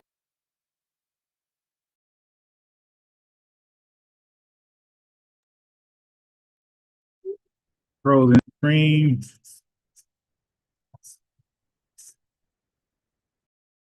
As PPPA that Black entrepreneurs had access to. What they're saying happened is because of this infusion of capital into the United States economy and the fact that Black Americans had access to this particular capital, our startups have outpaced everybody else's throughout this pandemic. Even though early on, Black people were the ones who were getting boxed out of the PPP, once they re-upped on that and Blacks had access to it, Black people's startups have outpaced every other people in this country. So for the proponents of the idea that if Black people got money, they wouldn't spend it on Jordans and hair weaves, that's a lie. This particular study dispels that. So if we got reparations, this is an example of what would happen. It wouldn't go on hair weaves and Jordans. It would go on businesses, because Black people have enough sense to not want to continue to be subservient to white folks and want their own independence, like we keep talking about Black people wanting independence. One of the ways to get independence is through economics, through finances, being able to take care of yourself and your family and not be dependent on white people for jobs, right? And so this is a great example of that, and I just wanted to show that. The other thing I wanted to really kind of ask is kind of rhetorical is, I know brothers saying that, you know, through these Pan-African conferences, they've asked the question, what happens if or when the United States says no? They've been saying no, right? That's not a new thing. They've been saying no, right? They've been saying no basically from the time of Reconstruction started. Hold on. But Dr. Sandy Darity had showed that, I'll play the clip right here. And in fact, let me just play it. Yeah, they're saying no, but the no's are turning to yeses, slowly but surely. Check this out.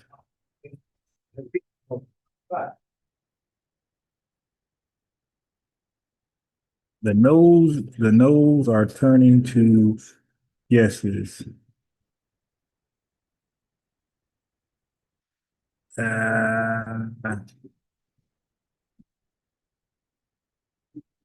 I might gotta get back. I'll get back to it. I can't find out the time. I'll get back to it. It all back. So no, right? At the end of the day, they've been saying no. The real question is, out of those 5 or 6 conferences that they've had, what was the answer that they've come up with? And what is it that they're prepared to do on behalf of Native Black Americans? Are they willing to go to war with the United States when they continue to tell us no? Or is it something that we're just going to continue to confer about for another 6 conferences? Right? Everything can't be on us, right? Everything can't be on us. If this is a Pan-African thing and this is a thing about unity, it can't be about what is the African American prepared to do, accept Pan-Africanism as what? An idea? I accept it as an idea. But if these groups of people who subscribe to that idea are not willing to take up arms and fight against the United States, this sovereign, independent world superpower, if you're not willing to do that, everything else is just talk. It's just talk. It doesn't matter. You got to answer the question and then be willing to back up the answer. It ain't for us to it's for the people at the conference. What did you tell me, brother? What did they say as an answer to when they tell us no? What did they say they was going to do? What did they say they were going to do? May I share my screen? Can y'all hear me? Yep. All right. I'm going to share my screen.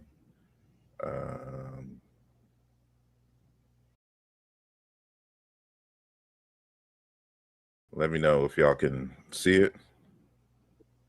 Yeah, these guys got all the answers in theory, but produce absolutely nothing. They got all the answers, family.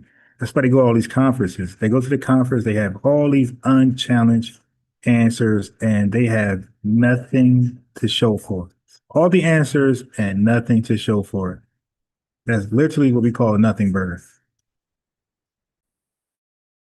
Oop. What did I do? Oh, hell. I done lost my page. Let's go back to, oh, here we go. All right. I got to go back to page 88. And so these are questions, again, that have already been addressed. And whether they're going to go to war with the United States, I don't think I have an answer for that. But part of the, see, I don't know if y'all can really see that. So this is what I'll do. So know that this is from page 88 and 89 of Black Africa, an economic and cultural basis for a federated state. I'm going to stop it and reshare because I typed it all out because I knew that wouldn't be. So let me know. We can see you, brother. Okay. Yeah. So part of the, so again, as I stated before, that, you know, we've written out our plans in several different texts. As a matter of fact, you had Dr. Mott, our good brother, Dr. Taka Kilimanjaro, on relatively recently. And, you know, he's put out a slew of books that address a lot of what we're talking about now. Oh, yeah, we know that. We know you're going to have books.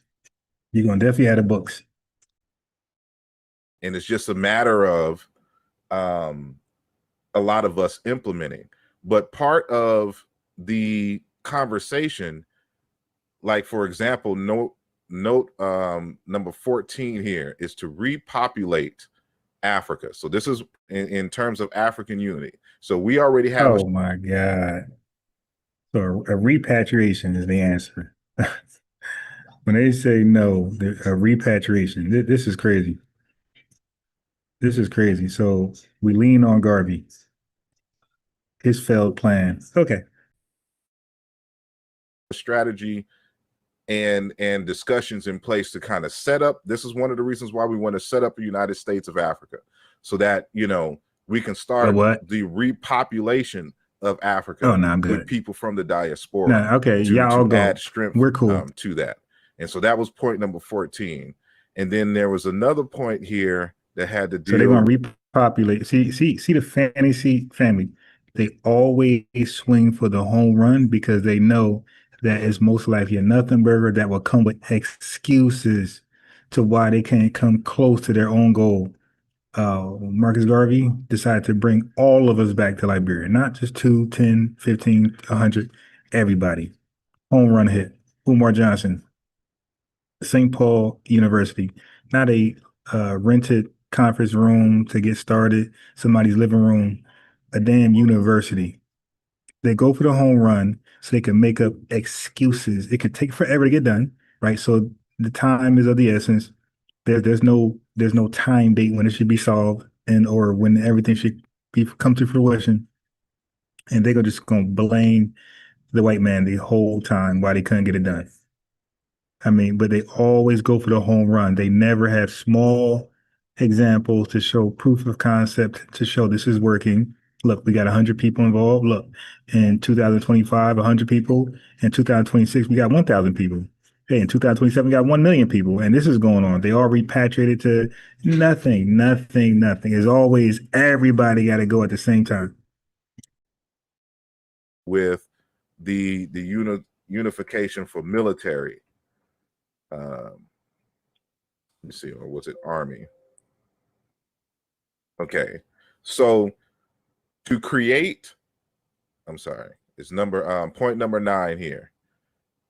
To create a powerful modern army possessing an air force and endowed with a civic education that would make it unlikely to indulge in Latin American type putsches.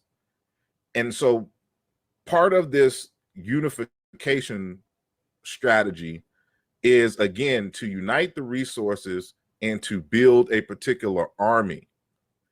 And this was partly discussed in, or I should say, how should I? All right, so for example, this is Kwame Nkrumah, and, one of the, leading Pan-Africanists of his day. And he put something in here that needs to be considered.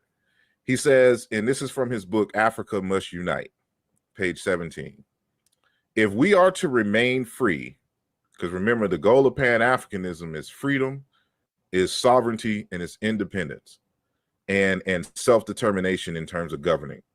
If we are to remain free, if we are to enjoy the full benefits of Africa's rich resources, we must unite to plan for our total defense and the full exploitation of our material in human means, in the full interest of all of our peoples. To go it alone will limit our horizons, curtail our expectations, and threaten our liberty. So we've been understood that we can't go against the powers until we build up our defenses. Pan-Africanism is not only in terms of an idea and praxis, it is also a defense mechanism. And so I like to quote this book, Wretched Kush, even though it's about something totally different than what we're talking about right now. It has a point in here that shows why Pan-Africanism is a strategy in order to defend ourselves against these kind of colonial powers. And so he states, Doyle provides an even more explicit consideration of the dynamics behind native agency. He argues that while the interests of the agents of contact, in other words, resources exploited, must be considered, the character of the dominated society plays a critical role in imperial outcomes. He divides conquered societies into 3 levels of internal complexity: tribal, patrimonial, and feudal. According to Dole, a tribal society's critical lack of centralization and social differentiation makes it particularly vulnerable to aggression. And this is, in essence, what Dr. Nkrumah is saying here. And so, again, certain aspects of our goals as Pan-Africanists have not been achieved yet, but because they require certain steps to be achieved first. And so we're working on those unifying things so that when we, if we have some opposition in that we have armies that can defend our economic interest, but as long as people are still acting very tribal, even the states are acting tribal. Sheikh Anta Diop said something, and I hope I'm saying it correctly. He's like, some to the nature of that Africans are happy with failed states, and that European nations, you know, unite. What text is that? You're muted. Tribalism, mysticism, primitivism, and the rise of the genocide against the African world. He talks about tribalism. Go ahead, brother. So, yeah, it's relevant.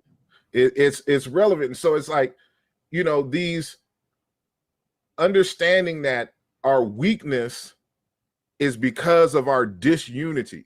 Thus, the Pan-African Project in trying to get people to understand their common connections. When you understand your common connections and reason for being, you can unite under a common cause. So while the cultural and social and to a certain extent the economic relations and things are improving in terms of the Pan-Africanist project, our next goals is the unification, you know, of the states and the unification of the armies and things of this nature, because our ultimate goal is sovereignty and protection against these. That doesn't seem to be the goal here.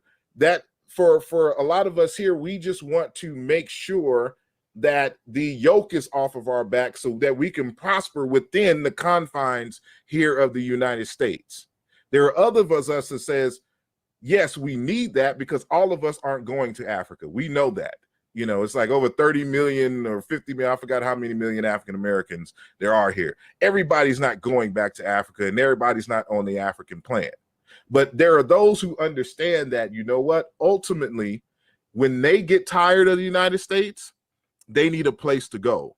And when they decide to go, we need to create a space. We need to terraform Africa in a way that they have a safe haven here.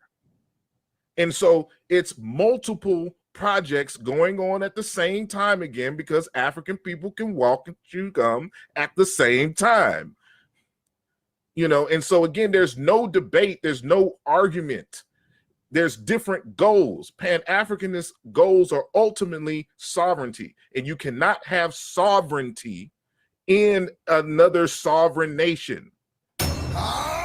Period. You can have, you know, greater autonomy here, but you can't have sovereignty. You can't have your own army here. You can't print your own currency here.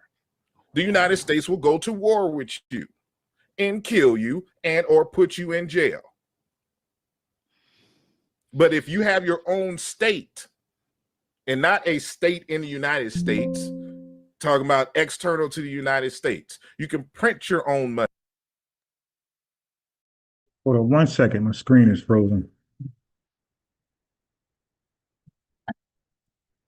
Somebody doing way too much in the background.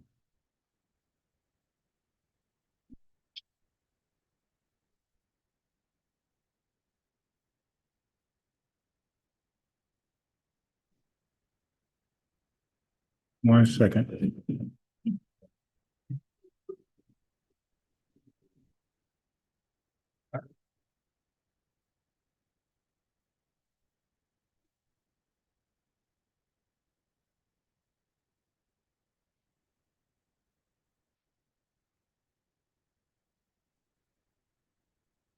Okay. All right, we are back. Money. You can set up your own economic system and things of this nature. That's the ultimate goal for Pan-Africanists. But we understand that there are a lot of us here, and we have to set up something here and fight for things here for those who are going to be here. So they also support the reparations movement. It is what it is. There's no debate. There's no dichotomy. It's not this, you know, we're at this point, we're just pontificating. We're saying the same thing. I don't disagree with anything that you're talking about when it comes to reparations here in the United States. I don't. They on point. I don't. Dr. Maya, be quiet. You agree with you disagree with everything. Stop. I don't disagree with Lord Abbott and Nothing. Ali at all. I don't, and I told him, Brother Asar, Yeah. and Lord Abba will tell you, last week when he and I were building, I said, I'm a Pan-Africanist. I'm also a Black nationalist. So I can feel what he's saying. I can feel, you know, I feel it. I No, you don't. No, you don't. comprehend it. I don't disagree with it. But we're going to wrap up. We have about 13 minutes left on the broadcast, but I wanted to give each side 10 minutes to say something, because I think 5 minutes would kind of, you know, I know it's 13 minutes, but 5 minutes is just not enough time to kind of get things out. And so I'm going to hand it on over to Lord Abba and BTP Ali to wait before they go, because he said, what if they say no? Okay. He said, basically, if they say no, I went over this yesterday. He said, if they say no, then Pan-Africanism is the backup plan. We're going to repatriate back to Africa, right? Sovereignty, self-determination, and repatriation back to Africa as this ultimate safeguard, this Wakanda package, if the U.S. says no. All right. As I said yesterday, that is utopian fallback. Like, that is wishful thinking. It's Wakanda bullshit. They've been talking this back into the 1800s, as I said yesterday, when Martin Robinson Delaney, this back to Africa bullshit, Alexander Cromwell and Richard Allen, and they all went to Africa, except, no, Richard Allen didn't. But the other one went to Africa, and they seen how crazy it was over there, and they took their American ass back over here. And they fought in the Civil War and got citizenship and died happy, proud Americans. All right. So Pan-Africanism has no enforcement mechanism against the U.S., as the brothers pointed out. Hold on.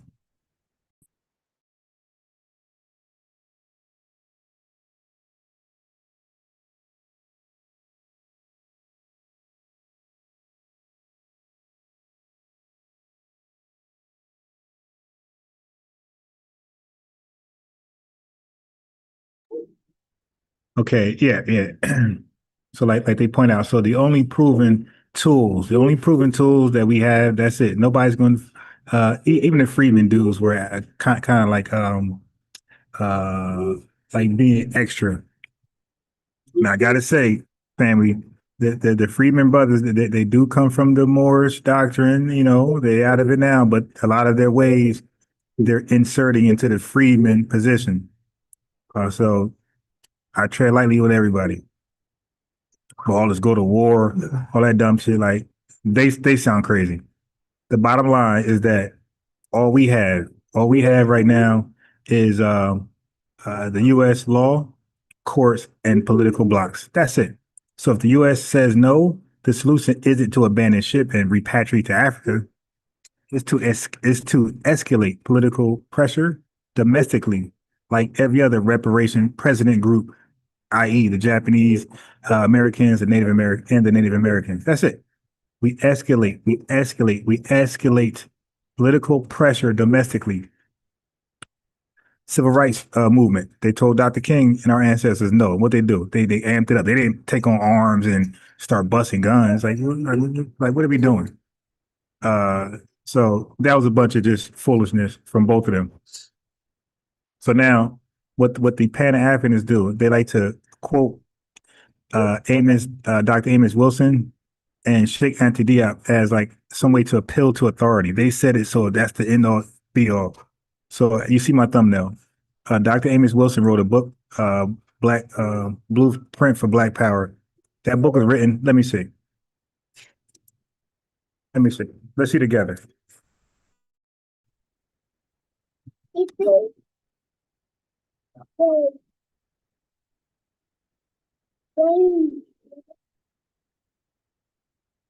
Okay, so let's say the 2000s. No.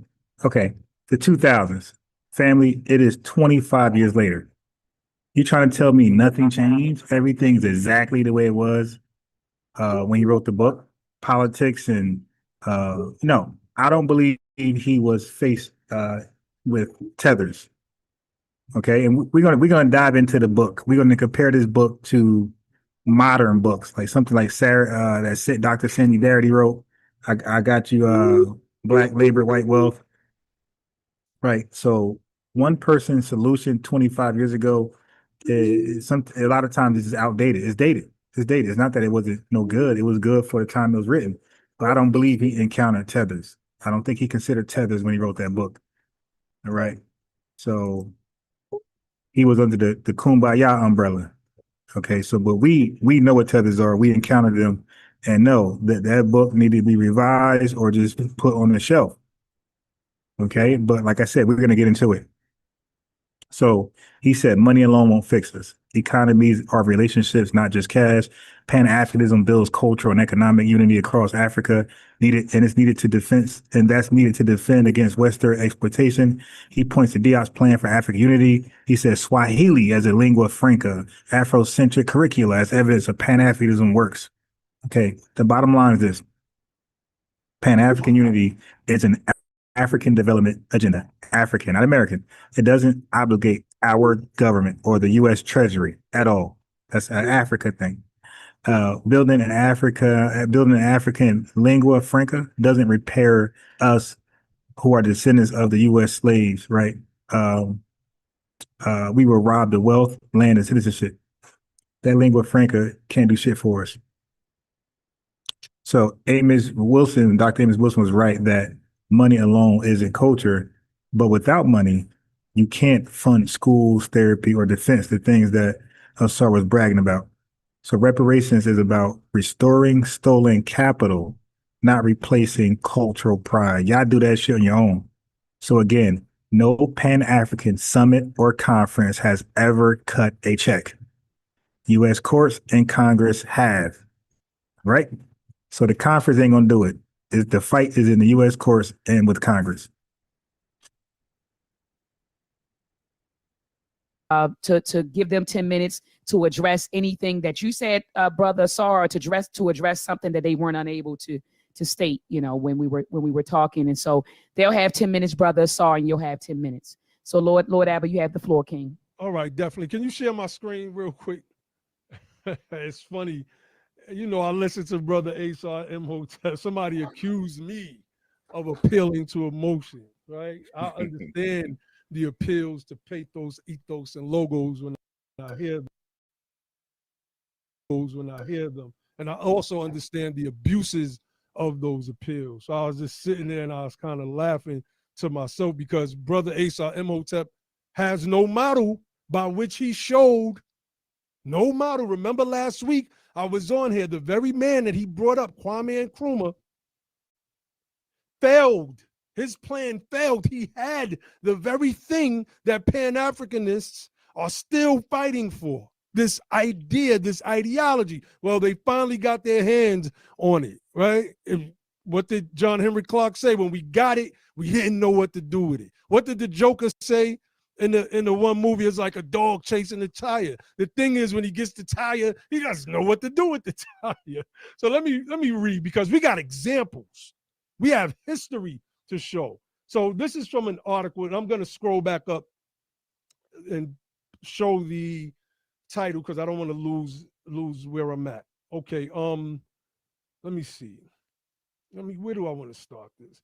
Okay, it says, but the Republicans, talking about the left-wing Republicans of Reconstruction, not the right-wing fascist Republicans of today, succeeded in enacting civil rights legislation despite his opposition, which they're talking about Andrew Johnson, right? It says the Republicans also put the former Confederate states under military rule, stipulating that they would not be allowed to become self-governing and rejoin the Union Army unless they permitted black men to participate in politics on the same basis as a white man. We see that going on today.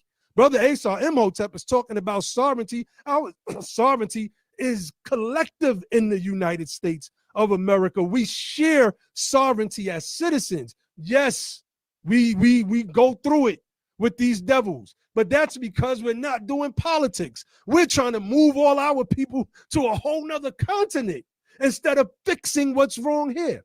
It continues. The pariah states acceded with remarkable results. Quote, you never saw a people more excited on the subject of politics than are the Negroes of the South. Notice how I'm citing history and authors and our heroes from here. One planter observed, They are perfectly wild, quote unquote. Blacks enrolled in organizations such as the Union League, which encourage, look up the Union League, family, look it up, which encouraged political education through speeches and debates. They petitioned local authorities. They attended Republican rallies and conventions. They voted and ran for office, even in the face of violent opposition from resentful whites who were appalled by the prospect of blacks, including former slaves taking part in governance. Today, we got so many black House reps, but we only got 3 senators. What, is it 3 or 2? Kamala.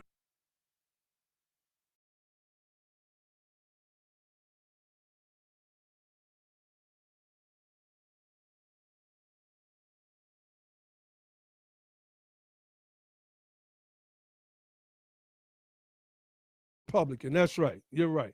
And Kamala ain't one of us, right? So that's the problem. We only got 3 senators. It says between 1870 and 1877, I believe these are called the golden years, 16 blacks were elected to Congress, 18 to positions as state lieutenant governors, treasurers, secretaries of state, or superintendents of education, and at least 600 to state legislatures. Blacks never had decisive control over any state government, not even in Mississippi or South Carolina, where they constituted a majority of voters. But for a short period, they wielded sufficient power in substantial parts of the South to insist on the establishment of public education, laws relatively favorable to workers, debtors and tenants, and prohibitions against various sorts of racial discrimination. You see, this is what we call an example right here. But this was in the 1800s.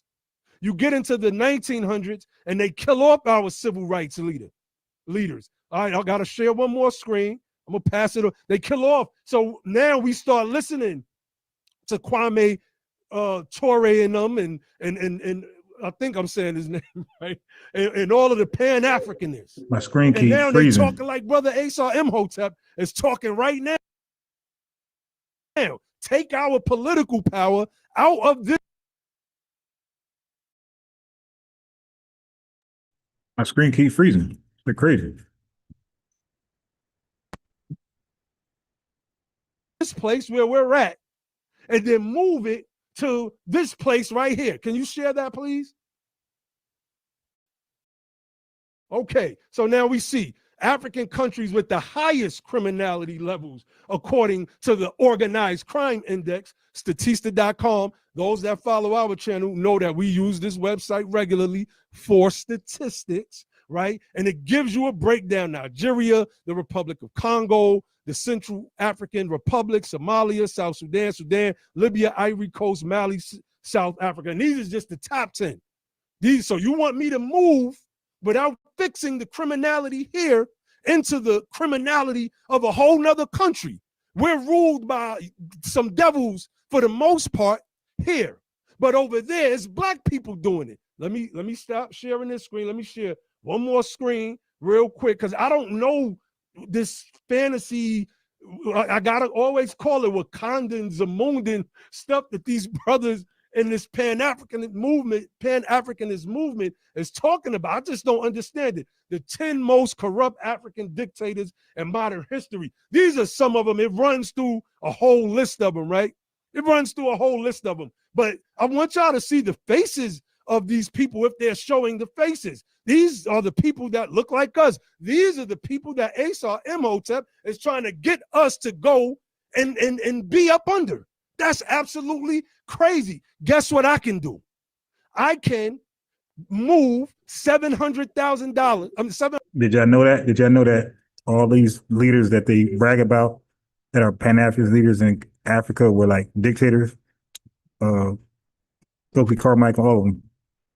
But it's weird. But they call Ture Nashida a cult leader, and they really got real cult leaders. 100,000 of my people from different states to the state of Mississippi. And with just 700,000 of us, we take over the state. We take over the governor because we're going to vote for our governor. the senators. We're going to vote for our Family, senators. look at him. He wants to smirk when he called those leaders dictators because they are, and he wanted to smirk. Yeah, they are really trying to sell us short. Of representatives on the federal level, then on the state level, we get like this is a doable plan, and it's been done already. The only thing that we didn't do in those days, as the article showed, was control a whole state. But we have that power now. We don't live in the 1800s. We know that white supremacy is a real thing, but we understand politics now, and we're not scared, because scared people run. They run to Africa. They run to Africa. We staying right here because you see these people behind me? These are freedom fighters. Harriet Tubman was a freedom fighter. They run. Prince Rivers was a freedom fighter. Robert Smalls was a freedom fighter.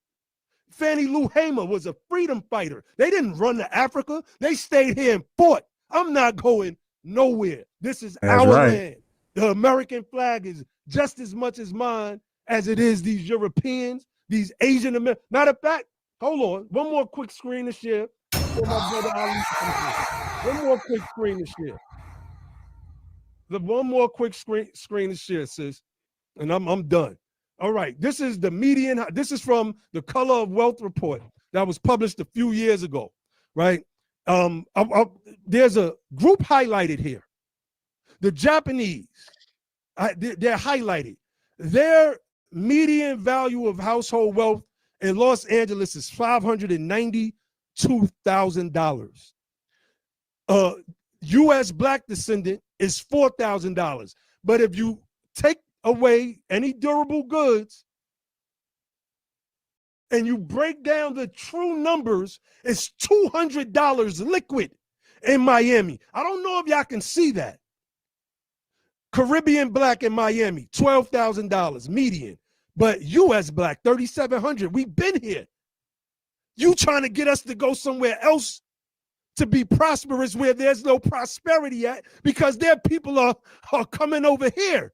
And then other people are coming over here and killing us because we are not fighting white supremacy correctly. Look at what it says in Boston. Caribbean black, $18,000 at the mean. $8 for U.S. black descendants. We are worth $8 in Boston. And you trying to tell me we got to go all the way to Africa? Nah, bro.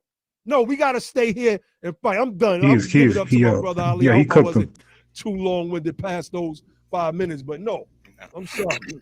We not doing that. No, go ahead and give it up to him. He's good. My opinion is necessary information. But without moving the goalposts to ask any other questions other than what was asked, again, I have to reiterate, the answer is emphatically yes. Reparations can be achieved and has been without Pan-Africanism. I love Pan-Africanism just like everybody else. I'm not against it. I'm not against it. I'm not arguing against it. I'm saying that it's not a necessary component to our particular justice claim in this country. It's just not. It hasn't. No one's proven it to be. We want it to be. A lot of us want it to be, but that's just not the case. It's not necessary.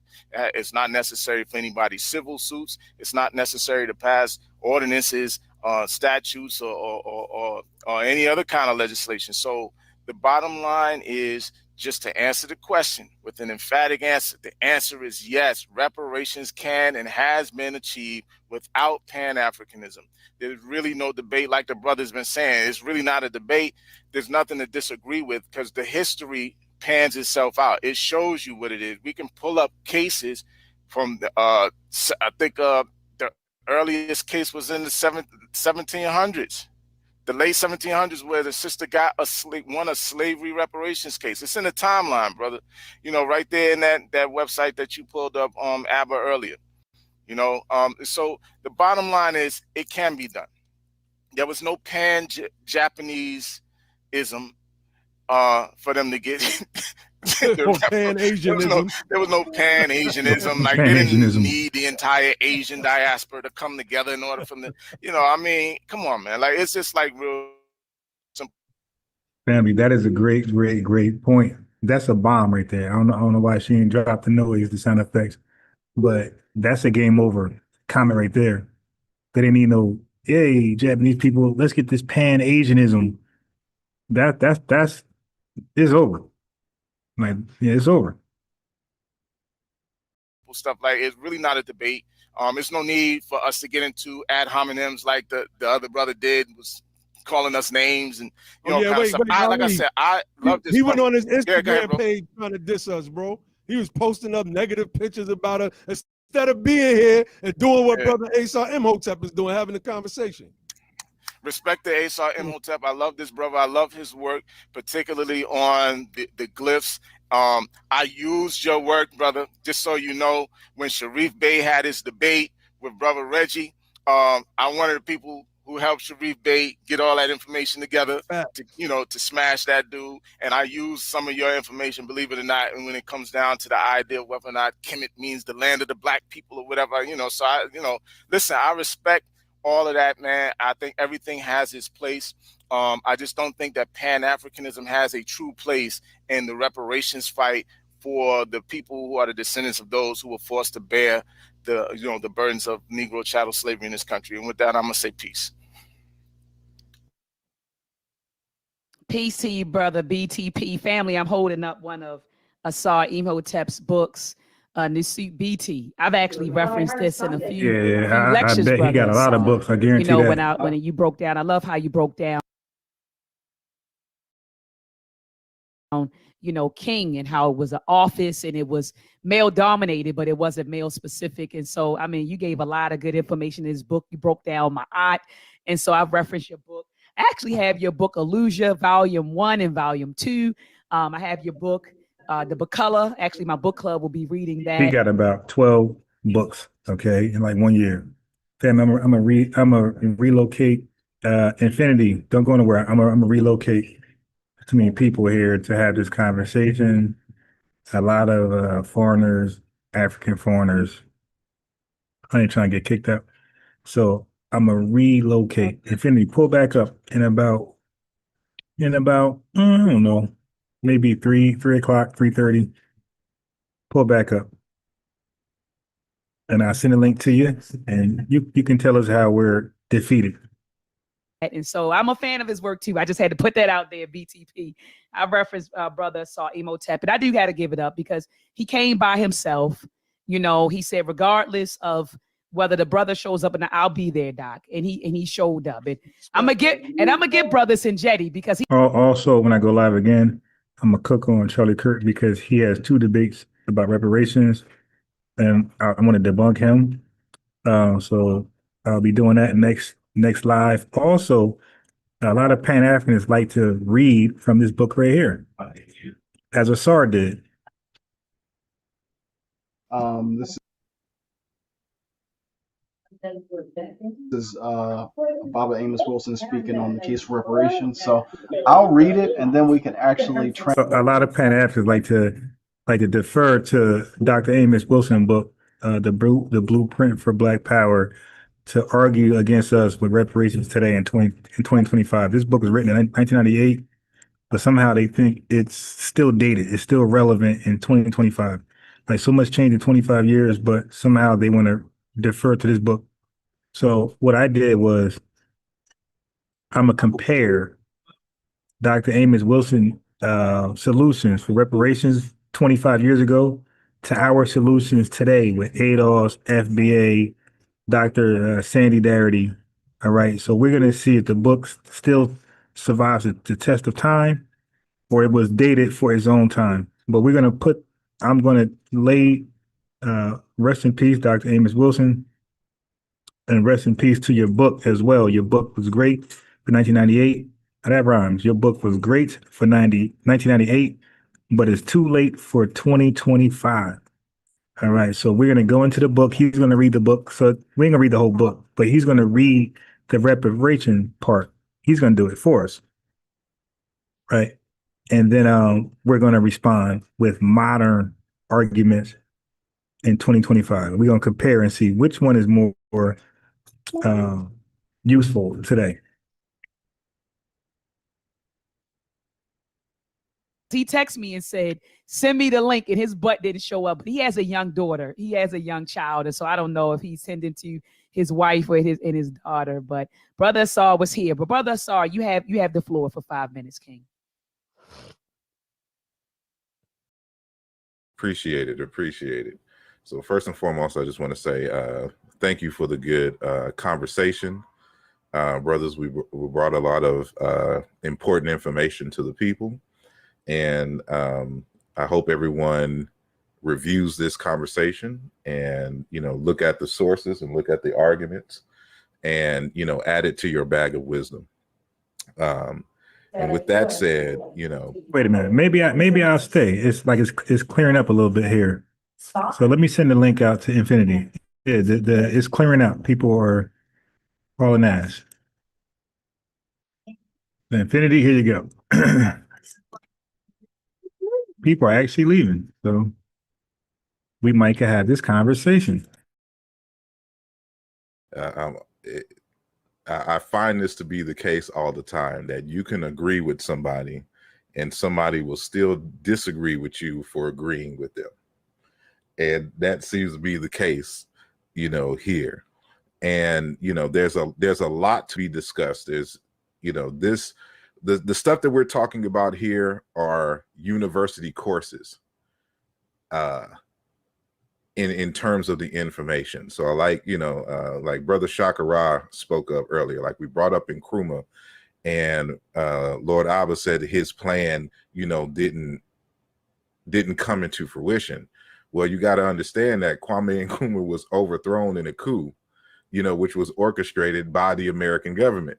So of course, when you have plans and you're moving your people in a way, and then you have, like I said earlier in this conversation, you got to know, if you don't understand the role of Green Berets in the United States military, you would not understand the coups that always take place in these other countries. And so that's another conversation.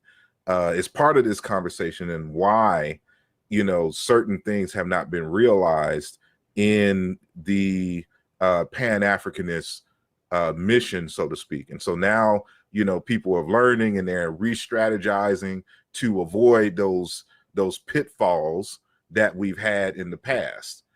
Just like, a lot of us have learned from COINTELPRO and things of this nature. And those strategies, those are the same strategy of COINTELPRO they do for whole governments. And so if our Black organizations weren't as successful because of COINTELPRO, you can imagine what goes on in terms of other nations, which is why they don't want a United States of Africa, because then they can't exploit Africa in the way that they do. And so, again, this isn't, as I've stated before, reparations in the United States is part of the Pan-Africanist project. And it was discussed as well in many of the Pan-African conferences. So this idea that, it can be achieved without, Pan-Africanism is already in the fight in terms of reparations. And matter of fact, like the brother had mentioned at the beginning of the program, those initial people who were in the fight for reparations, those are all Pan-Africanists.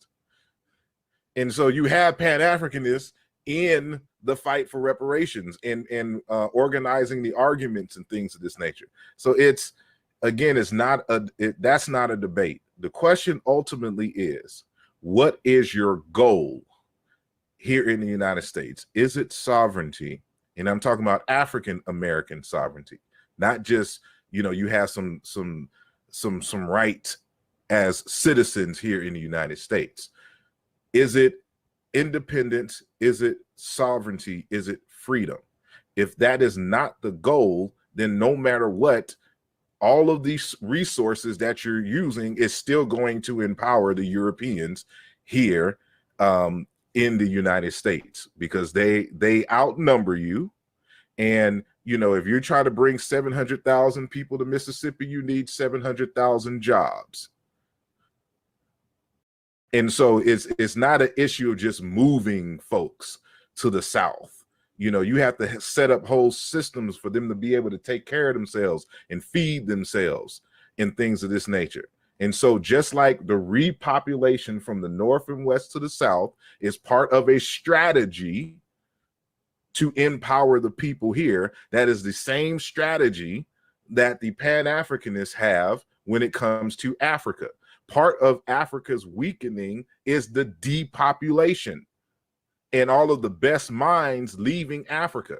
Those Africans who come here sending money back home that are making those things. And so, you know, I'm just going to have to do an independent and have an independent conversation on Pan-Africanism, its goals. And I understand that everybody, you know, didn't take Africana studies courses like I did, you know, in the university and have these resources at hand.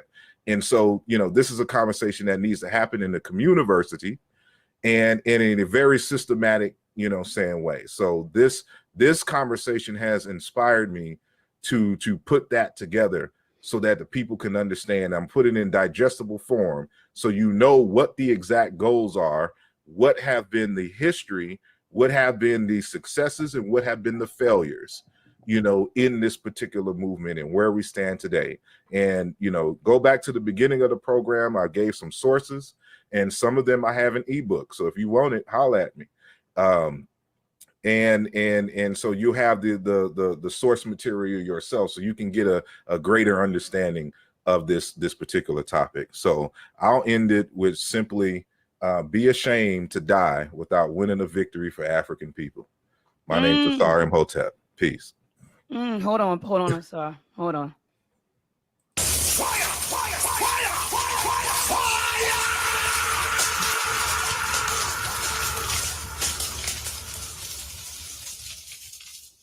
I had to drop a bomb for all of my brothers tonight. Brother Asar Imhotep, Lord Abba, brother BTP Ali.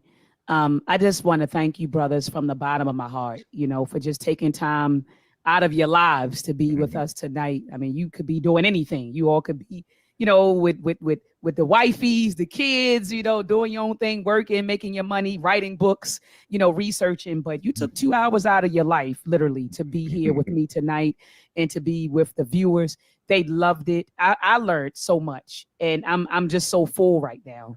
You know, I was intellectually stimulated tonight, and I learned a great deal of information. Brother Asar, I think that is a beautiful idea to create a course where you kind of walk people through Pan-Africanism, and unashamedly, I'll tell you, I'll be right in your course.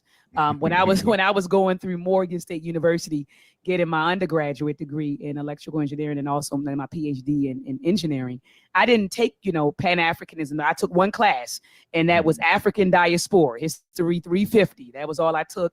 And so the information that I accumulated over the years, I was self-taught. You know, I taught myself. I would go down to everyone's place, pick up some books and read on my own, an autodidact.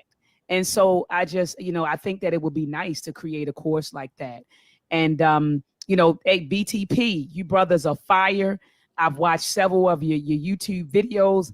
And so keep on keeping on getting this information out. I've been getting calls. You had Lord Abel and those brothers, I watched them on Be the Power. And so you brothers are disseminating, you know, good information. You're getting people involved in politics because you had folks that weren't involved, and you all are waking people up saying, look, we have to use our vote, you know, to get what we want. And so I just thank you, brothers, again, from the bottom of my heart. Family, join me back here. Join me back here on Friday. I have Judge Joe Brown coming on Friday. So he'll be here on Friday at 8 p.m. Eastern Standard Time. We'll be talking about, because he's going to go in on the Democratic Party. He can't stand the Democratic Party. He said, Dr. Ma'at, I don't know why Black people still support the Democratic Party. Those are slick. I mean, he goes in. So we're going to be talking. Interview with him, sis? No, I need to go and check that out. God. I was like, oh man, this dude is going. And we had two sisters on, and he was flirting with the sisters because I brought two sisters on to help do the interview. I was like, this dude is off the chain. So he was kicking knowledge and then flirting with the. He was like, hey, y'all two are easy on the eyes.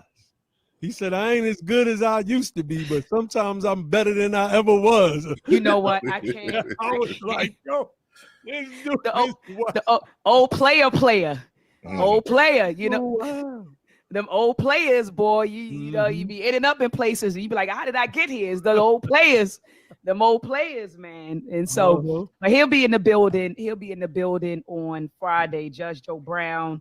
And I forgot who I got. Let me pull this up. And I know that probably was rude to say, I forgot who I got. Oh, and it's Juneteenth, that Saturday. And I'll be bringing on Dr. Batu Shikari. This doctor, he gets mad when we celebrate Juneteenth. I celebrate it with my family. We all going downtown and we're going to celebrate it. But we got a rally. Can I say real quick, sis? Yeah, go ahead, plug your rally, please. Atlanta, Georgia, next Friday at the State Capitol building, we are having a Juneteenth reparations and justice rally. We got some powerful politicians coming out as well. It's time for us, Brother Asa Imhotep, if I could just get 20, 30 quick seconds. I think it's time for us to elevate. I think we know a great deal of our respective fields of African information, right? Because Moorish information is African information. I never really did the pseudo Moorish, this is our land, we're indigenous nonsense. Y'all seen what my information was rooted in. But I think that at some point we have to engage in politics. Are you familiar with Moses Dixon, Brother Asa Imhotep? Okay, so then you know that his order was the very first Freedman fraternity here in the United States of America. A bad man, and I think that it's time for us to start pulling elements of all of our different schools of thought together. I think that should be our Pan-American unity, right? That's my idea, my opinion. But you have a specific teaching, we have a specific teaching, and I think if we can start pulling that together into one confraternity, male and female, I think we can do something powerful here. Our streets are, they're going into decay. Crime is up 300% in most black cities. We have no new Nation of Islams. We have no new 5%ers or Moorish Science Temple of Americas, or, you know what I'm saying? We don't have any of those types of institutions. I'm quite sure you can name a few as well. But now I think it's time for us to look at what like Moses Dixon did with his fraternal order and start the process of real unification. I'm done. Thank you, Sister Dr. Ma. No problem. I was just saying, Dr. Batu Shikari, he's going to be on Juneteenth. So after our party in Baltimore, the family, we're going to get together. We're going to do fireworks, all kind of stuff, African drumming. We're going to have a ball, downtown in Baltimore City. Shout out to Brother Everett Winchester, who's the organizer. He's a part of the UNIA Baltimore chapter. They are the people who are hosting the Juneteenth celebration. So family, if you're in the DMV area and you want to come out on June 19th, get in touch with Brother Everett Winchester. He's on Facebook. So you just shoot him an inbox message and he can send the flyer to you. All right. But after we celebrate Juneteenth, I'm going to be bringing on Dr. Batu Shikari to talk about, because he's against celebrating Juneteenth. He's against it. He's like, we're not free. You all out here celebrating. Yes, we were emancipated from chattel slavery, but we still got a lot of work to do. And so he's going to come on next Saturday to talk with me about that. So family, thank you for being here. I see a lot of new names in the building. And I said, so that's Asar Imhotep's folks and the BTP. Look, the BTP people are in the building. So family, thank you so much for coming out. I've been looking at all of your messages in the chat, and you all have been having some interesting conversations going back and forth in the chat. So I just thank you for saying something so that we know that you're here, we know that you're watching, and thank you for commenting. But please subscribe to my YouTube channel, hit the notification bell so that as soon as I go live, you will be notified. Again, thank you so much for tuning in tonight. Peace and Black Power. Let's combat and fight back with maltraction. The war of the minds, they want control of the masses, and Common Core, they dumb us down in the transition. All right, so left. All right. Listen, I'm a little y'all heard me a little bit, slightly congested over here, but we make do. All right, so today's topic is reparations. Y'all saw the title. The question is like, what are reparations. How do we define full repair? Like, what does it mean to be fully repaired? So, and so doing, we wanted to set the tone for today's topic with a quick reading from Blueprint for Black Power. So today's reading comes from the Blueprint for Black Power, page 487.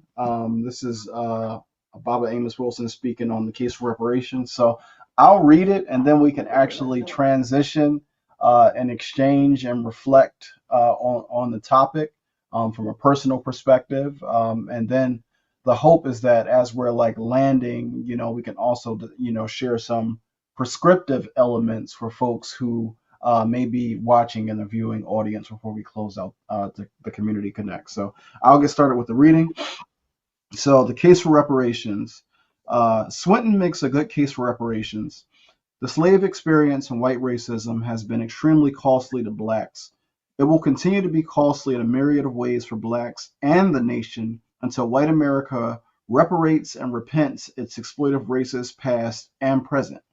A decision by white America to immediately cease and desist its racist practices against Black America and engage in a range of affirmative action initiatives will not suffice to repay blacks the damages which have been done to them. Only reparations can economically redeem the injustices of slavery and white supremacy. Therefore, Black Americans must vociferously demand reparations and seek their payment by all means.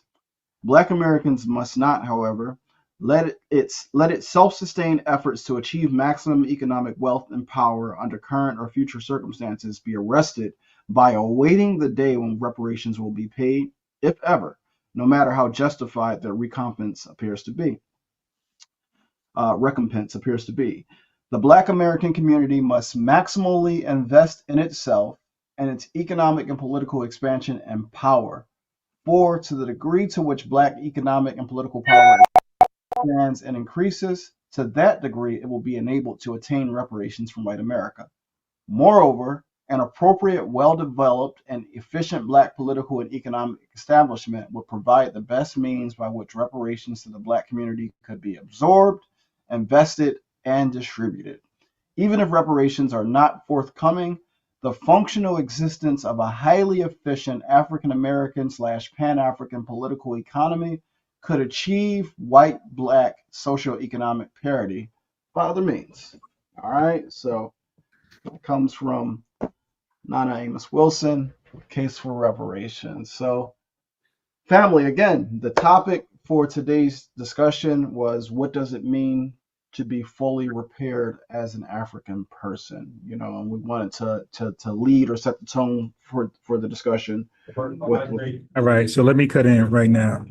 I told you a lot of Pan-Africanists like to use Dr. Amos Wilson's book, Blueprint for Black Power, to argue their position on reparations. And let's be real, Dr. Amos was a Pan-Africanist. All right, let's not forget that. All right.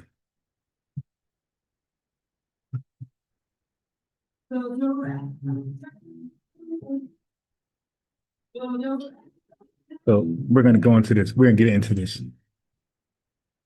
I'm going to do some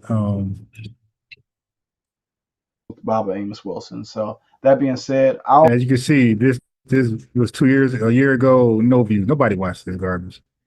Everybody wants to use our name to get clout and get views. Nobody watches this garbage. Look at this. I'll close my mouth and I'll pass the mic and let y'all get started with the discussion, and we can build off of one another. So again, what does it mean as for African people to be repaired personally and collectively? Can we be repaired? And I guess the second part of that question can be, can we be repaired collectively without being repaired personally? Well, I would love, can you hear me fine? Yep, coming through loud and clear. Okay, I don't know, for some reason the camera's not coming back on, which I can't really figure out right now. But I want to say this in brief, and then I would love to allow us to continue to have the conversation. One, I would love for our community connects, like for it to be clear to everyone, like the intention of our community connects being to have like more of a conversation and to really make it personal and to make it clear that like we're a part of it, it's not something we're objectively separating ourselves from and looking at and having like a really intellectual conversation about. I think that that's going to really allow us to have more success across the board when it comes to any aspect of liberation. And when it comes to reparations, like from a personal perspective, I have like a clear perspective, and then I could express like an intellectualized perspective, right? Of like all my analysis from, all of the previous movements and what the ancestors have said. For me personally, it's a different conversation. So personally, I feel that the personal is collective, right? It's like, I like to think about it like the grain of sand that makes up the beach, the drops of water that make up the ocean, right? Which is why for the Amos Wilson Collective, like our focus is to really emphasize the fact that the revolution begins in you. We're trying to have a cellular transformation, right? It has to happen on an individual level, recognizing that each of us as individuals is part of and making up this collective. And I feel like when we look at what impacts us personally and the way that we repair ourselves personally, they also repair us collectively. And to me, that repair looks like a restoration, right? A restoration of coming back, right? Returning back to something. And I don't mean that in a circular sense. I mean it in a spiral sense, right? Like the fact that like we're coming back to something that was. So there is a purification process, like what Brother Omawali was sharing about his own personal journey around health and food and coming back to his original fat weight, right? Like that to me is dope because it's an expression of like coming around, but not full circle. It's like you're coming around to a spiral, and I'm sure you're going back to that same weight, but you're not at the same place that you were when you first wrote that number on the board with your wife. So it's like we come back around to the same place, but we expand beyond it. And I feel like we have to have like that Sankofa moment of like going back and remembering and retrieving what is it like to be human in a healed context, so that we can envision what that looks like now from an expanded place. And I think that that's something that we need to look at multidimensionally. What does that mean for our spirits primarily? Because I feel like the spiritual liberation is essential, especially for if we're returning ourselves to our like original state of being, right? As humans existing on this planet, then there has to be a connection to that pure essence of like what connects us in spirit that all indigenous traditions have had, right? But then I think we do that with a both and. Like we don't have to throw out the proverbial baby with the bathwater. Like there's certain things that we've gained in this cycle, this Oh, yes, degenerate we do. cycle, and all the challenges that Throw humanity away the has baby faced and in the this destructive bathwater. cycle, Both are that I gone. think that we can still learn from and utilize to expand even beyond where we were ancestrally. So to me, it's like it's a very creative thing. I feel like to be repaired, we have to come back to our creative essence to be able to imagine beyond where we are and where we were, and like marry the two. So that's my perspective. Appreciate that. Sister Alexis, you want to build on that?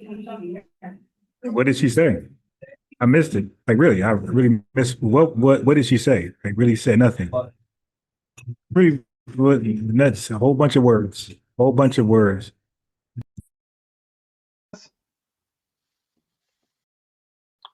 I really appreciate that Peru's I view perspective and looking at the past, present, and the future, because I think that is really essential for us to have that larger perspective to give context for where we are right now in this moment. And there were a couple things that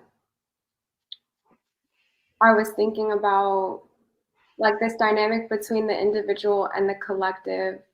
I definitely agree that it has to start with the self and our ability to be free. Hey, yo, what the hell is she talking about, yo? They just talking. Yeah, he just read a section out of Dr. Amy Wilson's book, Blueprint for Black Power, about reparations, and they're supposed to be commenting on that. Collectively is really dependent on our ability to be free as individuals within ourselves and however that looks for each person. And lately I've been thinking about just the way that I'm trying to find the right words to describe what I'm saying, because this is really my first time. Right. You're just talking. It's okay to just listen. Say, hey, I don't really have much to say on this. I'll say something in a few. Give me for a few more minutes. Like she's just rambling. Like, listen, you don't want rambling ever. Attempting to vocalize these thoughts. Like the way that we navigate the world and perceive ourselves in relation to the world is upside down and backwards because of our conditioning into the European mindset. What the hell is she talking about? Something that I've really been contending with is how everything starts within. And it sounds like a simple concept, but I feel like it's very complex and it can be difficult for us to fully understand because we're not oriented into like the original, we're not fully integrated into the original African worldview. Yeah, that's wrong. Yeah, that's wrong. Who said that? Who said that? First class citizen said, does she think she on spoken word? Yes, that's what she think. Like, this is crazy. Original African cosmovision, like the scientific way that our spirit. 7 Up says, I think these people just like to hear themselves talk. Exactly. Hence all the nonsense meetups and Zooms, like all the Pan-Africanist conferences. Yeah, they just like to talk and they want to compete. Who's the best talker? Umar Johnson was #1 for like so many years, a decade. It's like, who's going to take his spot? Like everybody's competing to take his spot to be the best talker. Brother Jabari dropped the ball because he didn't expand too much further than Kemet.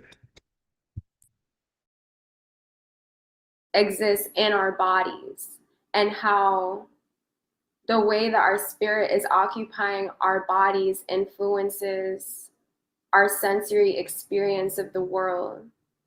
And I think there's a lot of wisdom there for us to tap into because we have to be able to see both the microcosm and the macrocosm at the same time. And the macrocosm is a reflection of the microcosm and vice versa. So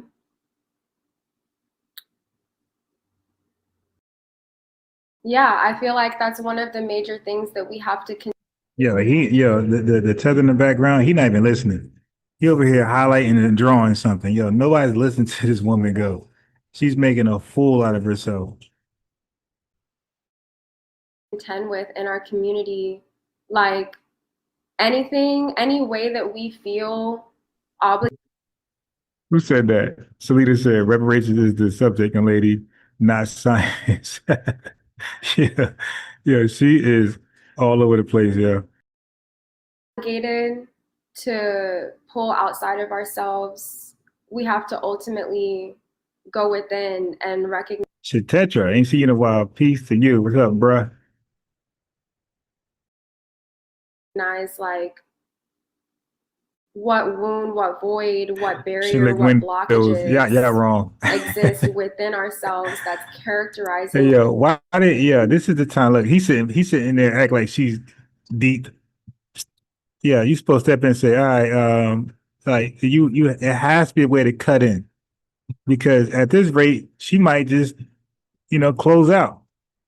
Like you have to, if you want to be a YouTube content creator and a host, you have to know when to step in. Our perception of this situation or this dynamic, because it's like right now I feel like She thinks she had a psych appointment.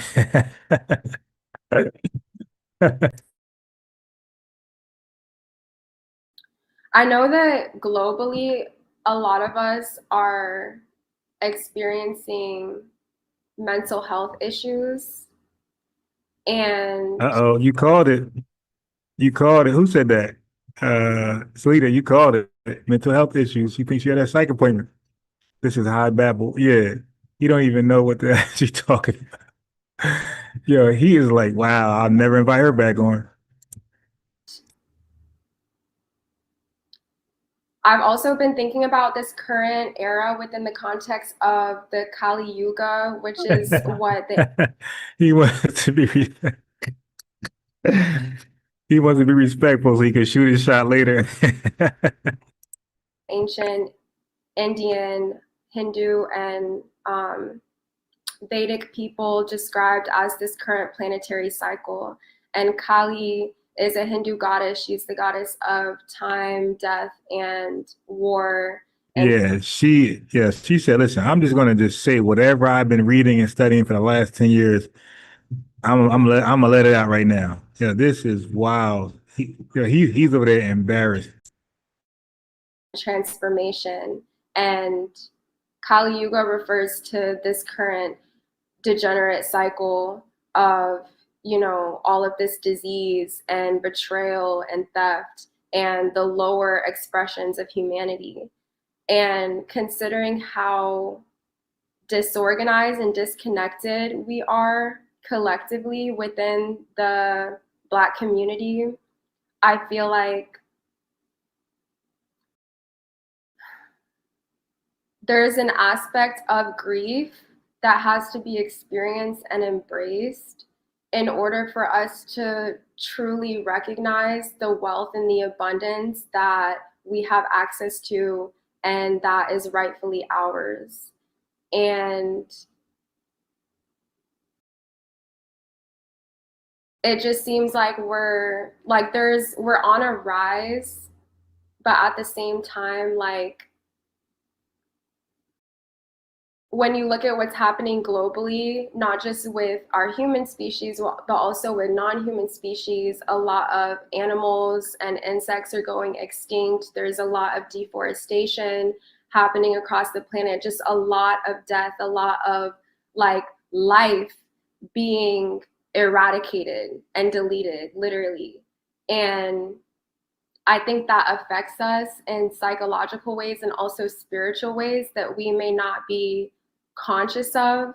But I feel like what it creates is it makes us feel backed into a corner, essentially. And that's the feeling that I think we really have to confront and contend with, in what ways in our lives individually and collectively do we feel like we're backed in a corner? Because I've been thinking a lot about urban cities as manifestations of the European consciousness coming out of the Black Plague and how they were experiencing, a lot of disease. That's why there was the scramble for herbs in the motherland and the theft of our ancestral plant medicines because they were just trying to desperately survive.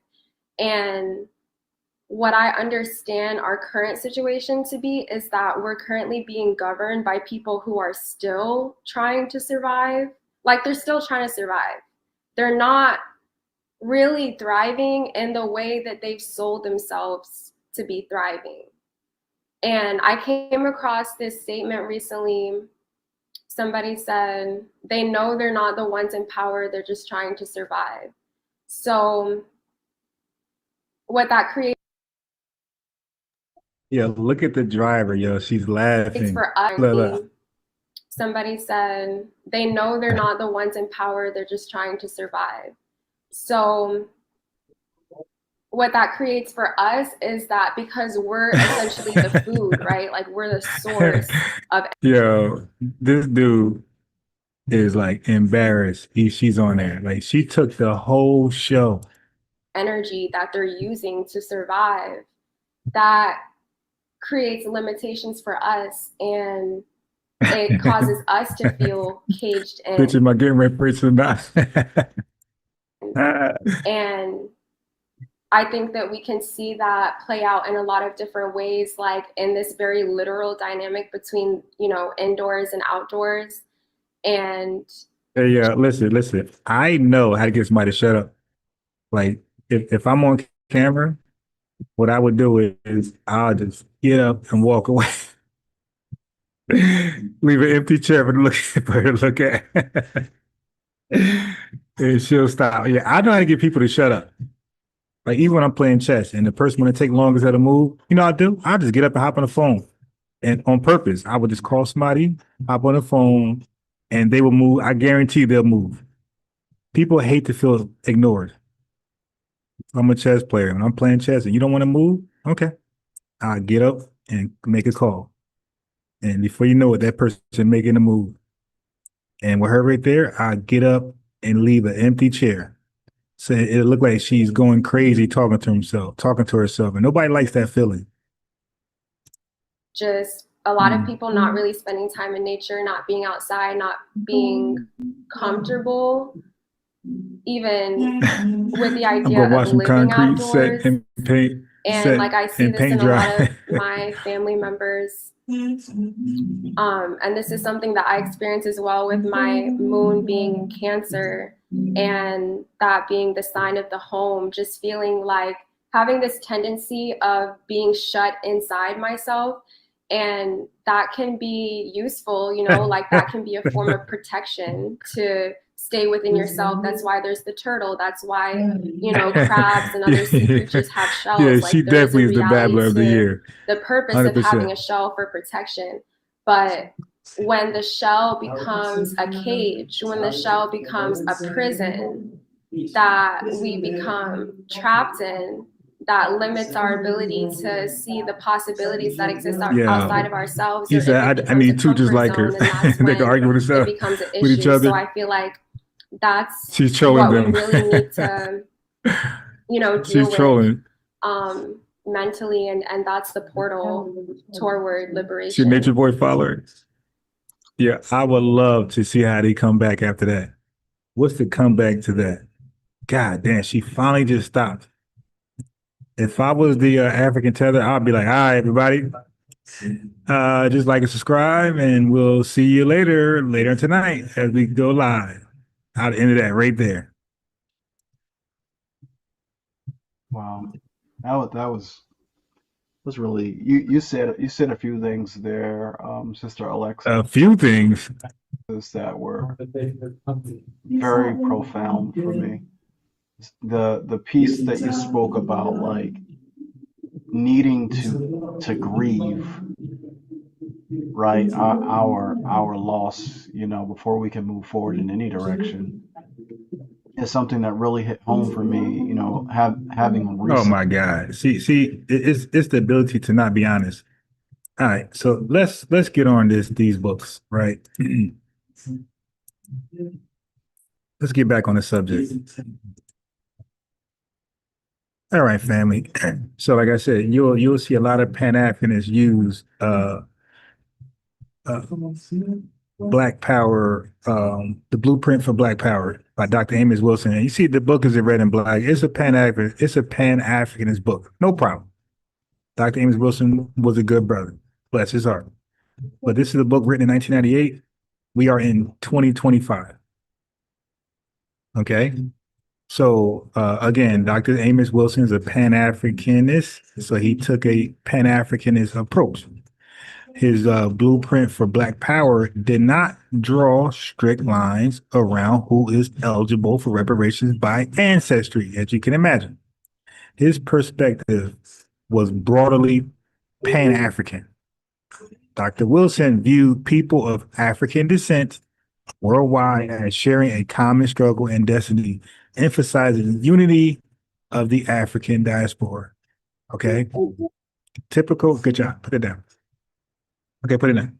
Typical Pan-African ideology. Got it? No, he did. So we can't use this book in 2025. Main reason is he did not distinguish between U.S. born Black Americans and Black immigrants, African immigrants, and people from the Caribbean. All right, in discussing empowerment. In other words, Dr. Wilson's framework was race-based and inclusive. You heard that? His framework was race-based and inclusive. All African descendant peoples are part of the fight for Black power. By extension, could be seen as stakeholders in reparative justice, stakeholders. So, Dr. Wilson, you're tethering these guys onto my check. Okay, so of course, this contrasts with later movements, 2025 modern movements. We focus narrowly on lineage. Got it? Got it? You listening? Okay. So we're going to retire this book right now. So Dr. Wilson's Pan-African outlook did not anticipate debates about excluding African or Caribbean immigrants from U.S. reparations. His priority was collective empowerment of Black people as a whole. So he never set an eligibility test for who qualifies as Black or African enough to claim justice. Now, Dr. William Sandy Darity, he has a lineage-specific approach. In stark contrast, Dr. William Sandy Darity Jr.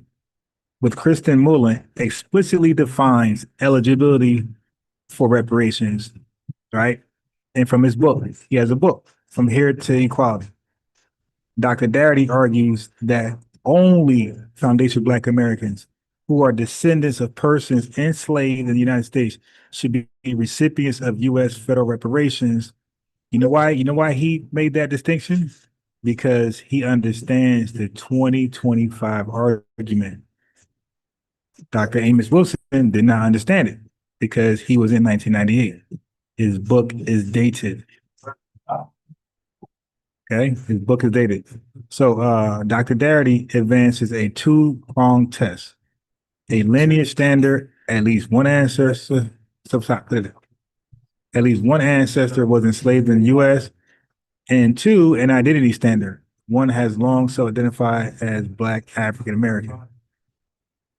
Okay, so that deliberately excludes individuals who lack U.S. slave ancestry, such as recent African or Caribbean immigrants and their descendants. Okay, so Dr. Darity's view is that while those groups may deserve reparations from other parties, e.g., colonial powers in their countries of origin, they are not the target of American slavery reparations. See the difference? The lineage-based stance is meant to safeguard the U.S. reparations claim for the specific community that endured slavery and Jim Crow in the United States. Freedman, U.S. Freedman, ADOS, FBA. Okay, so the summary of differences. Dr. Wilson's Pan-African inclusive ethos means he did not pinpoint exactly which people should be paid U.S. reparations for slavery. He spoke of Black people generally, okay? Whereas Dr. Darity's plan is narrowly tailored to American descendants of U.S. slavery, ADOS, FBA, U.S. freedmen, American freedmen, as the eligible group. In 2025, this is a critical difference. Darity's lineage approach directly addresses concerns that, for example, recent African immigrants, recent Caribbean immigrants just might, why wouldn't they, stick their hand into a reparations fund meant for foundational Black Americans? Don't they stick their hand in affirmative action, DEI, and all these other things that's meant for us? Okay. So they might stick their hand into reparations fund meant for foundational Black Americans. Some things something that Wilson's framework, rooted in Black unity, did not address because he never met a tether. Okay. Pan-Africanists inspired by Dr. Wilson tend to be more inclusive, seeing all African descendants as worthy of repair, while economists like Darity, Dr. Darity, insist on lineage as a matter of justice and policy efficacy. Okay, so Dr. Wilson's blueprint, empowerment as reparations, right? They keep reading this book. Like, I don't know why they keep reading this book. Because he has a good name in the community. That's why, family. Like, these guys just appeal to authority. They bring up Malcolm X. They bring up Dr. Amos Wilson. They bring up Neely Fuller. They bring up Dr. Cress Wilson. They bring up people because their names are respected. But that's cool. But when it comes to reparations, no name is above the lineage. Okay, there's no leader. There's no name that's above the lineage. I don't care if Malcolm X, Dr. Francis Cress, but nobody can say reparations is for all. If they do that, they're wrong. Okay. Anyway, Dr. Amos Wilson's blueprint for Black Power is a step. It is not a step-by-step policy proposal for a government. So why are we reading this? It's not a step-by-step policy proposal for a government-run reparations program.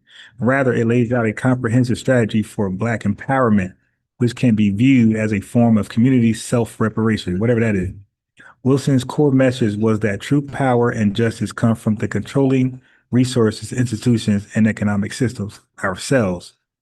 In Wilson's view, reparative justice would be accomplished through Black people building independent schools, banks, businesses, and media. And in 2025, that's not the case. And media, okay? Essentially developing a parallel Black power structure to correct centuries of disempowerment.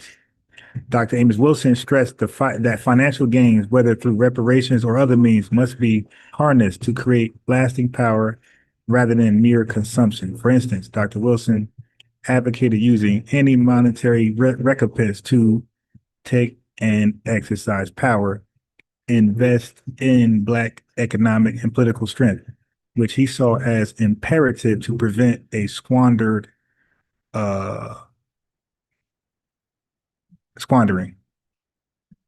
Okay, so that implies that if reparations are paid, Wilson would want those funds pulled into a nation-building endeavors for Black communities, e.g. business development and land acquisition in schools, not just individual payoffs spent on personal items. Importantly, Wilson's approach is collectivist, right? And transformational. He viewed reparations in the context of restructuring Black people's position in society from powerless to powerful.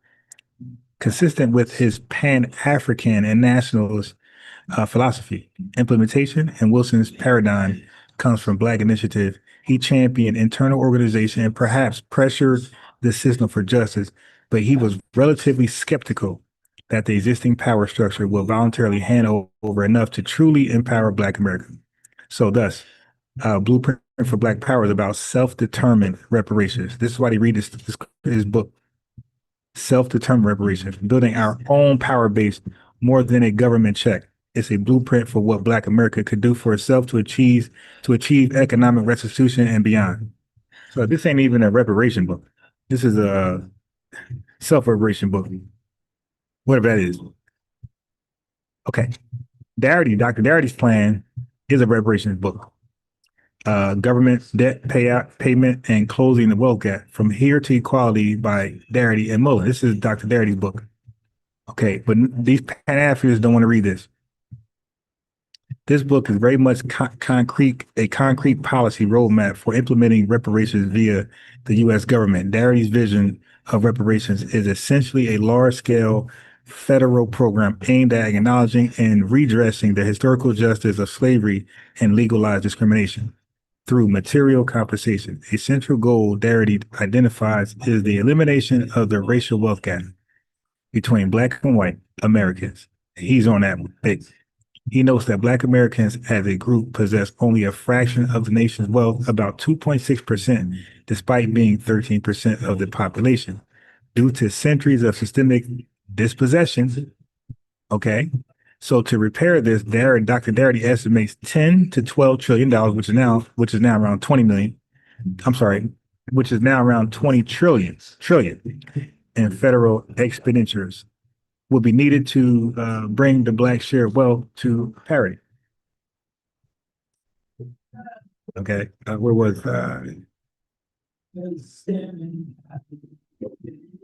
in practice, his plans calls for direct payments to eligible Black descendants of the enslaved, either cash or equivalent assets in trust, sufficient to erase the wealth disparity. Darity draws parallels to other reparation precedents. Okay, German payments to Holocaust survivors, U.S. payments to Japanese American internees, etc. To argue that direct compensation is both justified and feasible. He does allow that some portion of funds go to community investments, e.g. funding Black education or neighborhoods, but insists the bulk must go directly to individuals to truly uplift households and confer personal agency. That all of us in this chat will agree to that.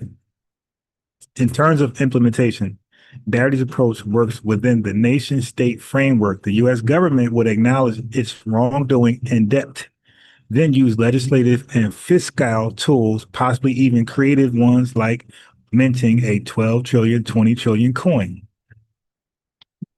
Okay, as Dr. Darity has mused to finance the reparations. The distribution could be installments or trust accounts to be managed over time, but ultimately it is a top-down policy situation. Justice delivered in the form of checks, assets, and programs to those who deserve repair.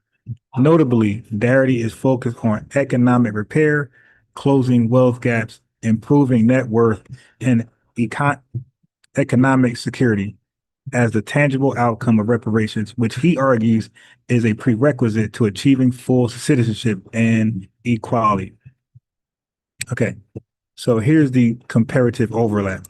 Both Dr. Wilson and Dr. Darity agree that economic factors are central to repairing Black America. Each, in his own way, sees reparations as a means to achieve economic empowerment. Dr. Wilson's implementation vision centers on self-help and institution building, a grassroots do-for-self empowerment that would ideally be fueled by resources that might include reparations. See, that's that Pan-African bootstrap mentality. Any help from the government is the white man handout. Whereas Dr. Darity centers on government action and redistribution of wealth as the engine for change. In a sense, Dr. Wilson provided a moral and strategic blueprint what Black power should look like, while Dr. Darity provides a practical policy blueprint how the U.S. could pay its debt. Both approaches are not mutually exclusive. A community that is empowered per Dr. Wilson's model, will be better prepared to effectively use reparations from Darity's model. But Wilson places the responsibility on Black people ourselves to organize and leverage any reparative gains, which is crazy. Whereas Dr. Darity places the responsibility on the government to deliver the resources owed and design and program to transform Black economic life. So Dr. Wilson blames us, and Dr. Darity blames the government. All right, so let me do a poll. Let me do a poll in the chat. Family, which plan is better? Whose plan is better? Dr. Darity or Dr. Wilson?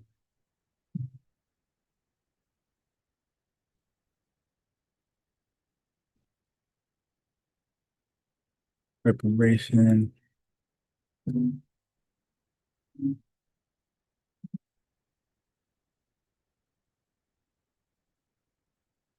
Okay, here we go.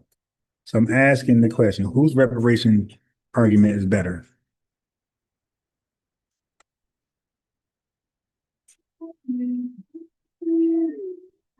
Is it Dr. Darity or Dr. Wilson?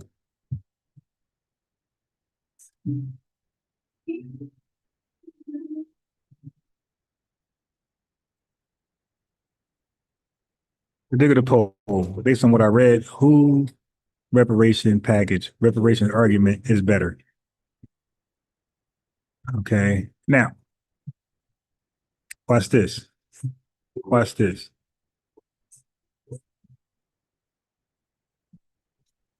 Okay, so now, despite their very different contexts and emphases, there are overlaps in the two books.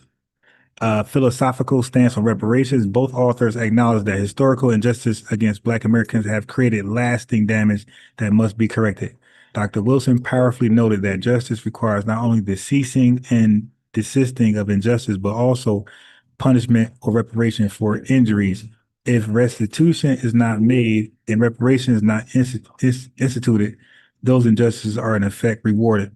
In essence, Dr. Wilson recognized that simply ending overt oppression isn't enough. True justice demands actively repairing the damage and reclaiming what was lost. Otherwise, the descendants of oppressors keep unfair advantages.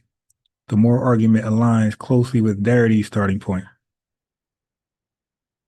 So, which is the wealth and opportunity gaps we see today are the compounded interest on injustice, and reparations are needed to break that cycle. Okay, let me look at the polls. Look at the poll.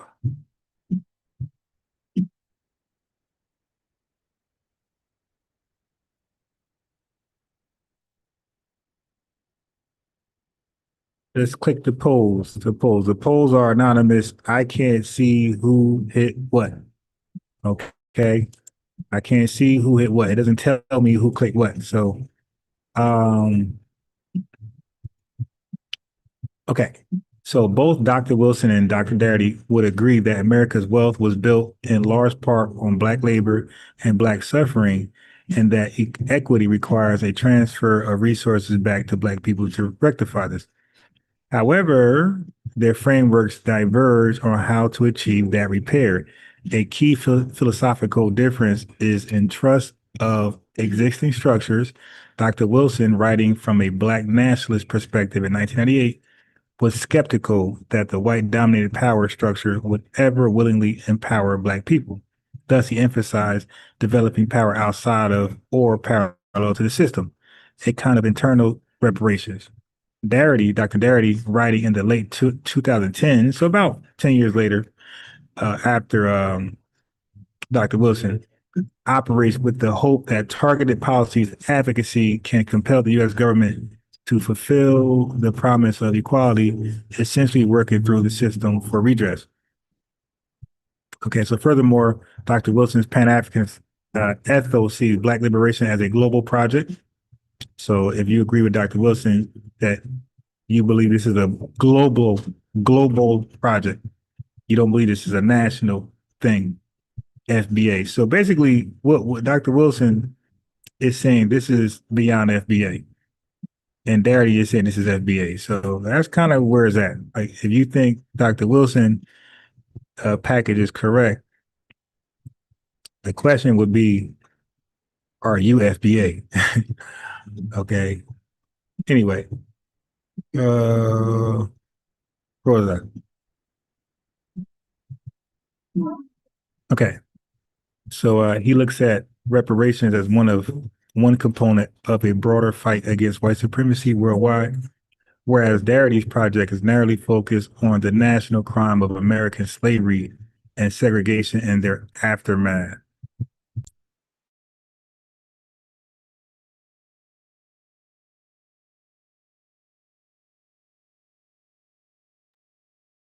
So that means Dr. Darity's reparations concept is laser focused. Listen to the language. That means that Dr. Darity's reparations, his concept is laser focused on the United States obligation to FBAs, whereas Dr. Wilson's concept of repair is tied to worldwide African agency. Okay, he often referenced colonialism, neocolonialism, and global capitalism as targets to overcome. Okay, so basically, Dr. Amos Wilson was in Cobra. He was in Cobra. He was NARC. And he would have been most likely against FBA and ADOS and Freedman. So once I hear it again, Dr. Amos Wilson was speaking about worldwide African agency, colonialism, neocolonialism, and global capitalism as targets to overcome. So he was more, right now in 2025, he will be lined up with Dr. Raymond Winbush. He'll be aligned up with Dr. Mayat. He'll be aligned up with Cobra and NARC. He will be against FBA and ADOS and Freedman. Dr. Amos Wilson right now will be saying we are divisive. We're xenophobic. So in summary, both authors see reparations as necessary and just, but Dr. Wilson folds it into an overarching Pan-African revolution in power, while Dr. Darity drills down into a policy to be enacted in U.S. halls of government for a specific group of people. Okay. So as a result, see, this is why many Pan-Africanists today continue to use Dr. Amos Wilson's work.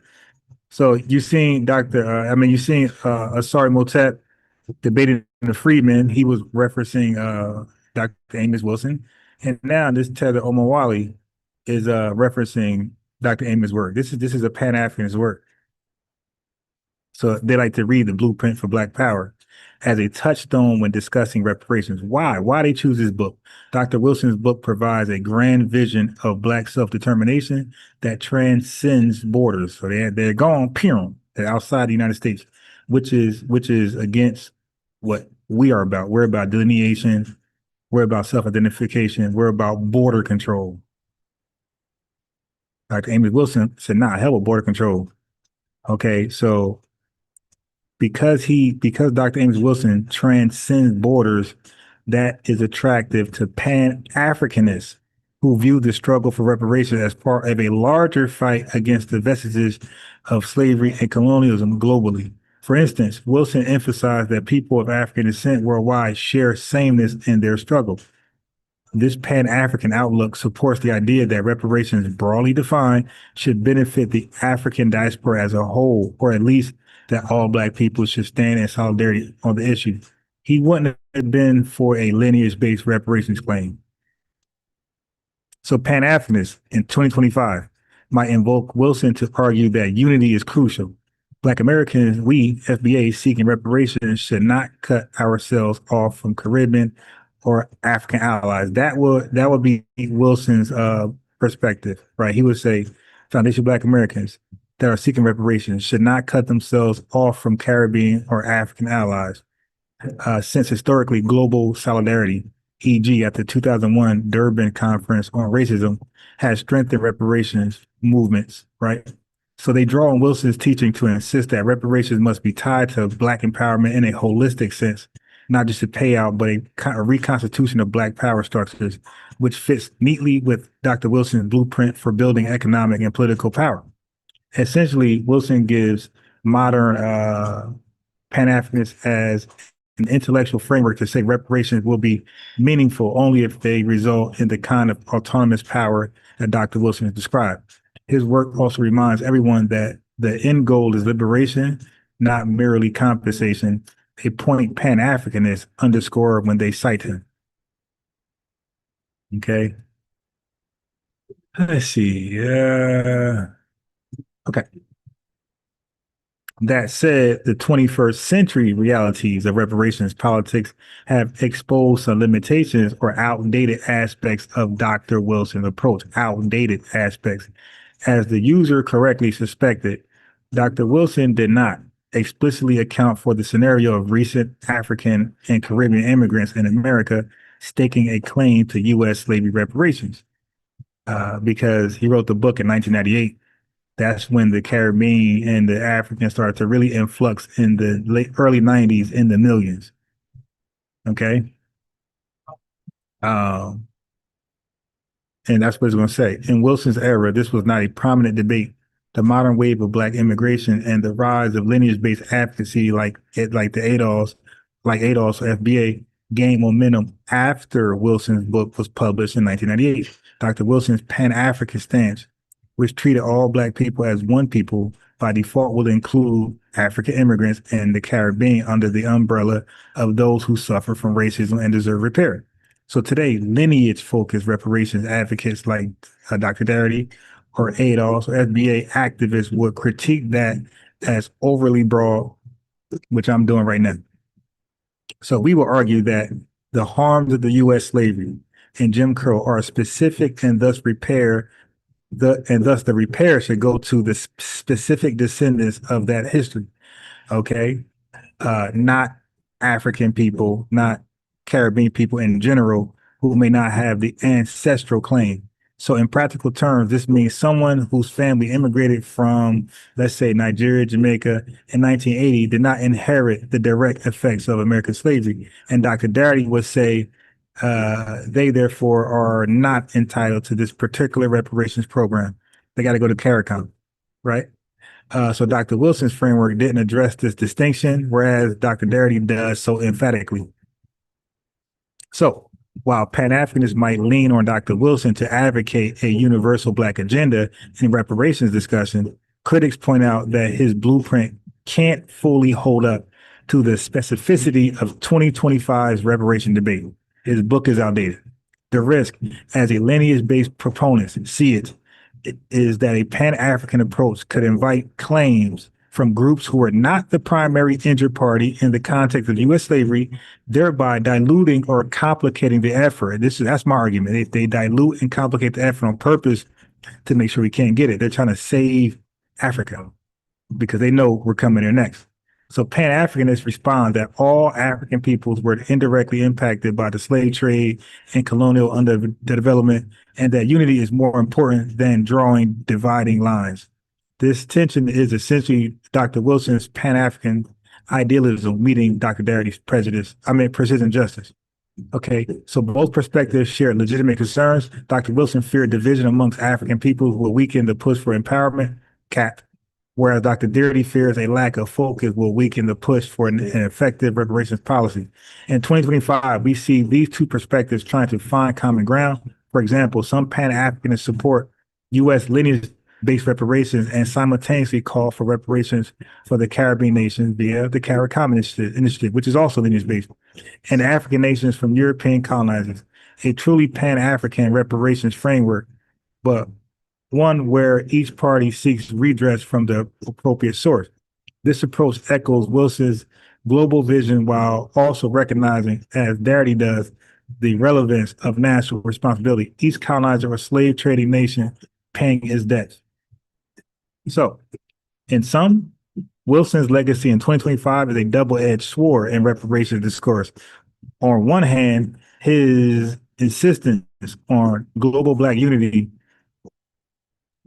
and power serves as a reminder that reparations are about restoring dignity and agency to African peoples as a whole, not just cutting checks. His work inspires continued solidarity and big picture thinking, e.g. using reparations money to set up African-centered schools, African-centered banks, African-centered media per his blueprint, all this African stuff in America.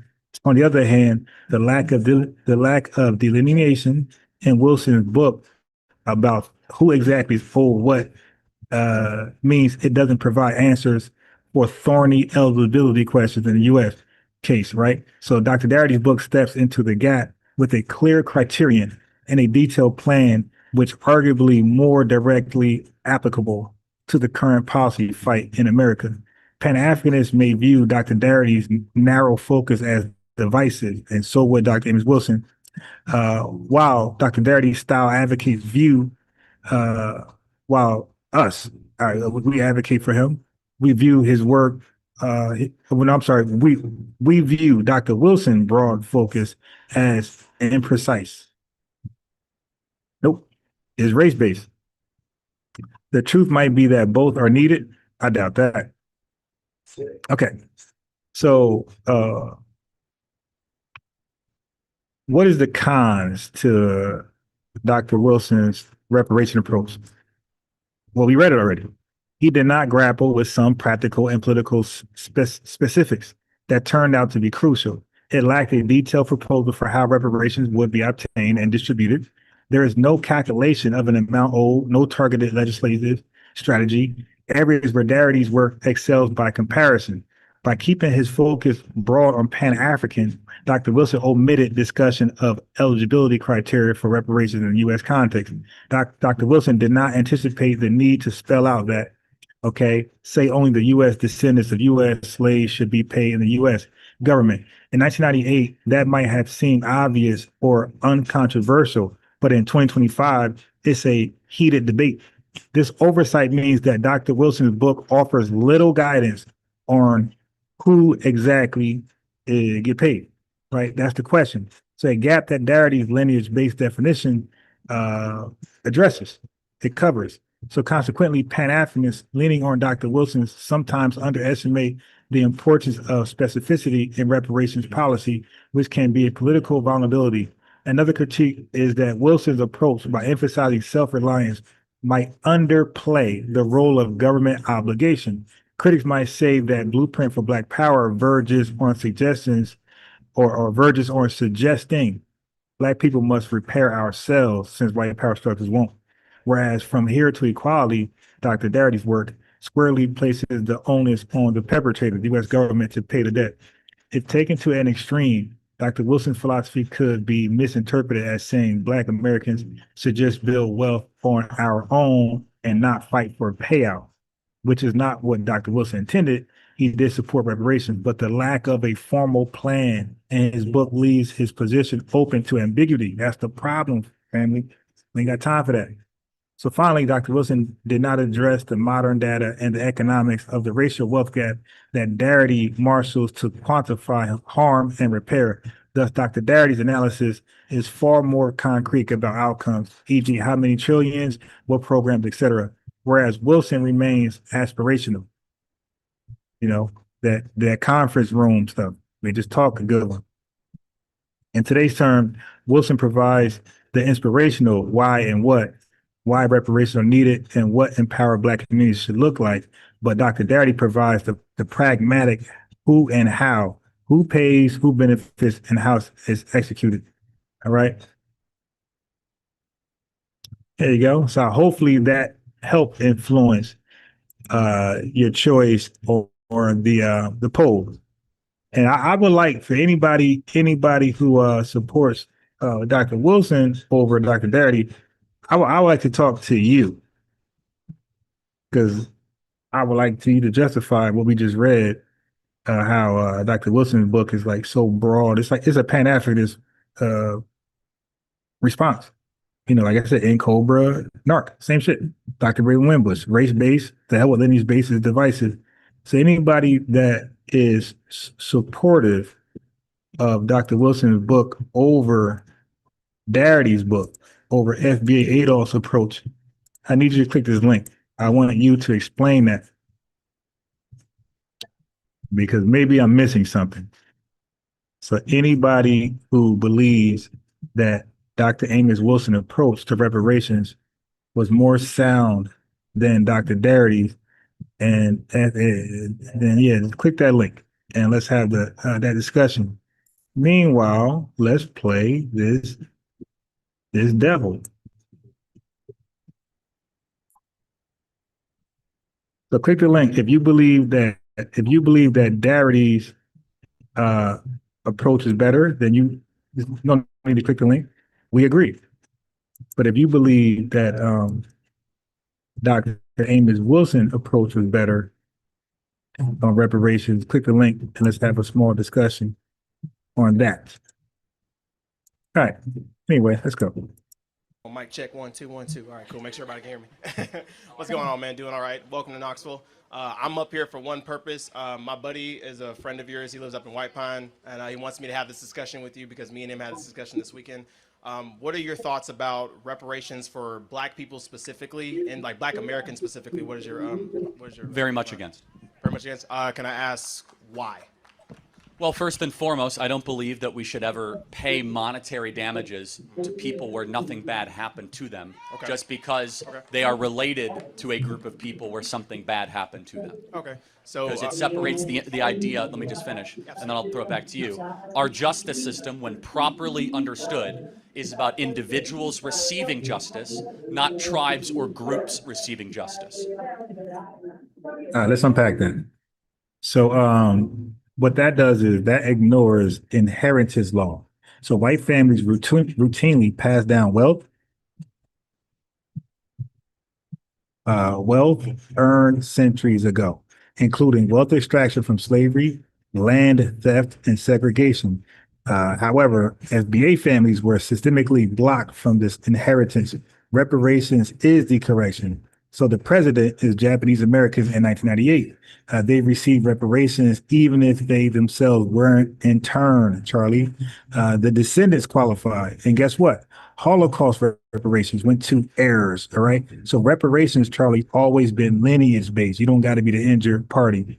But the harm did happen to us. So racial wealth gaps, that's there. Stolen land, that happened. Exclusion from the Homestead Act, FHA loans, GI Bills, and mass incarceration are all measurable ongoing injuries. And then he said it should be individual, not tribal group. Wrong again. No, we gotta go over there. Go over there. Well, okay, so wrong again. Why? The U.S. had repeatedly paid group reparations. Oh, it should be no group. The Japanese Americans as a class. Native American tribes, 9/11 Victims Compensation Fund, and Holocaust survivors. So group harm requires group remedy. Slavery and Jim Crow were not individual acts of violence. They were systemic laws and policies. Reparations must match the scale of the injury, Charlie. Also, I want to state that just because I am a black man, I do not speak for all black people. So I'm just I like this guy. You should give it up for him. Just want to state that for the record. I'm speaking for myself. All right, so definitely hear you on that. And even for me, when it comes to reparations, for me personally, I don't believe that it should be a check. I think that reparations can look like many different things, whether it's like investment in institutions, more like, better schools, hospitals, all that kind of stuff.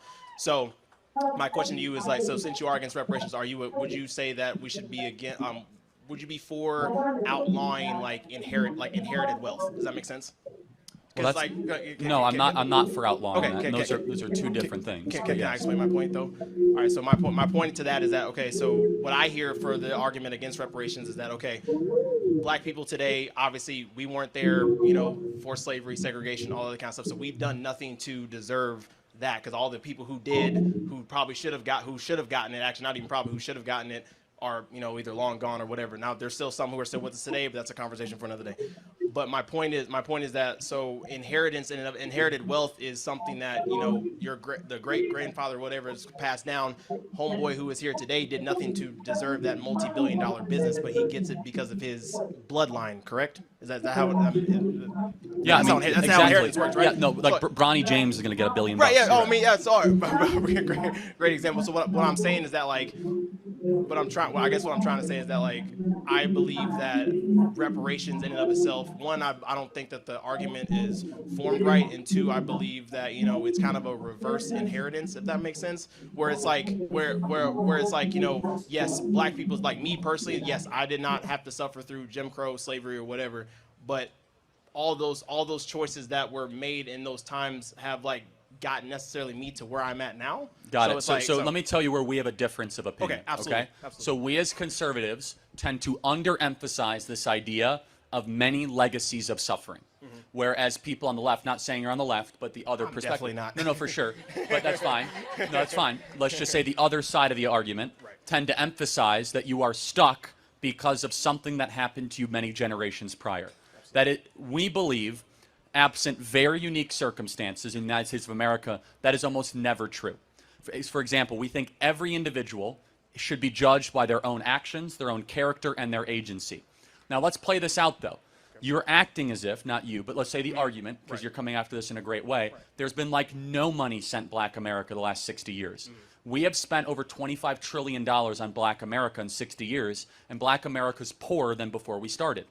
We're talking about Medicaid, food stamps, we're talking about schools, public housing. The issue is not the amount of money. The issue has instead been a couple things. Number one, it's been the downfall of the black family.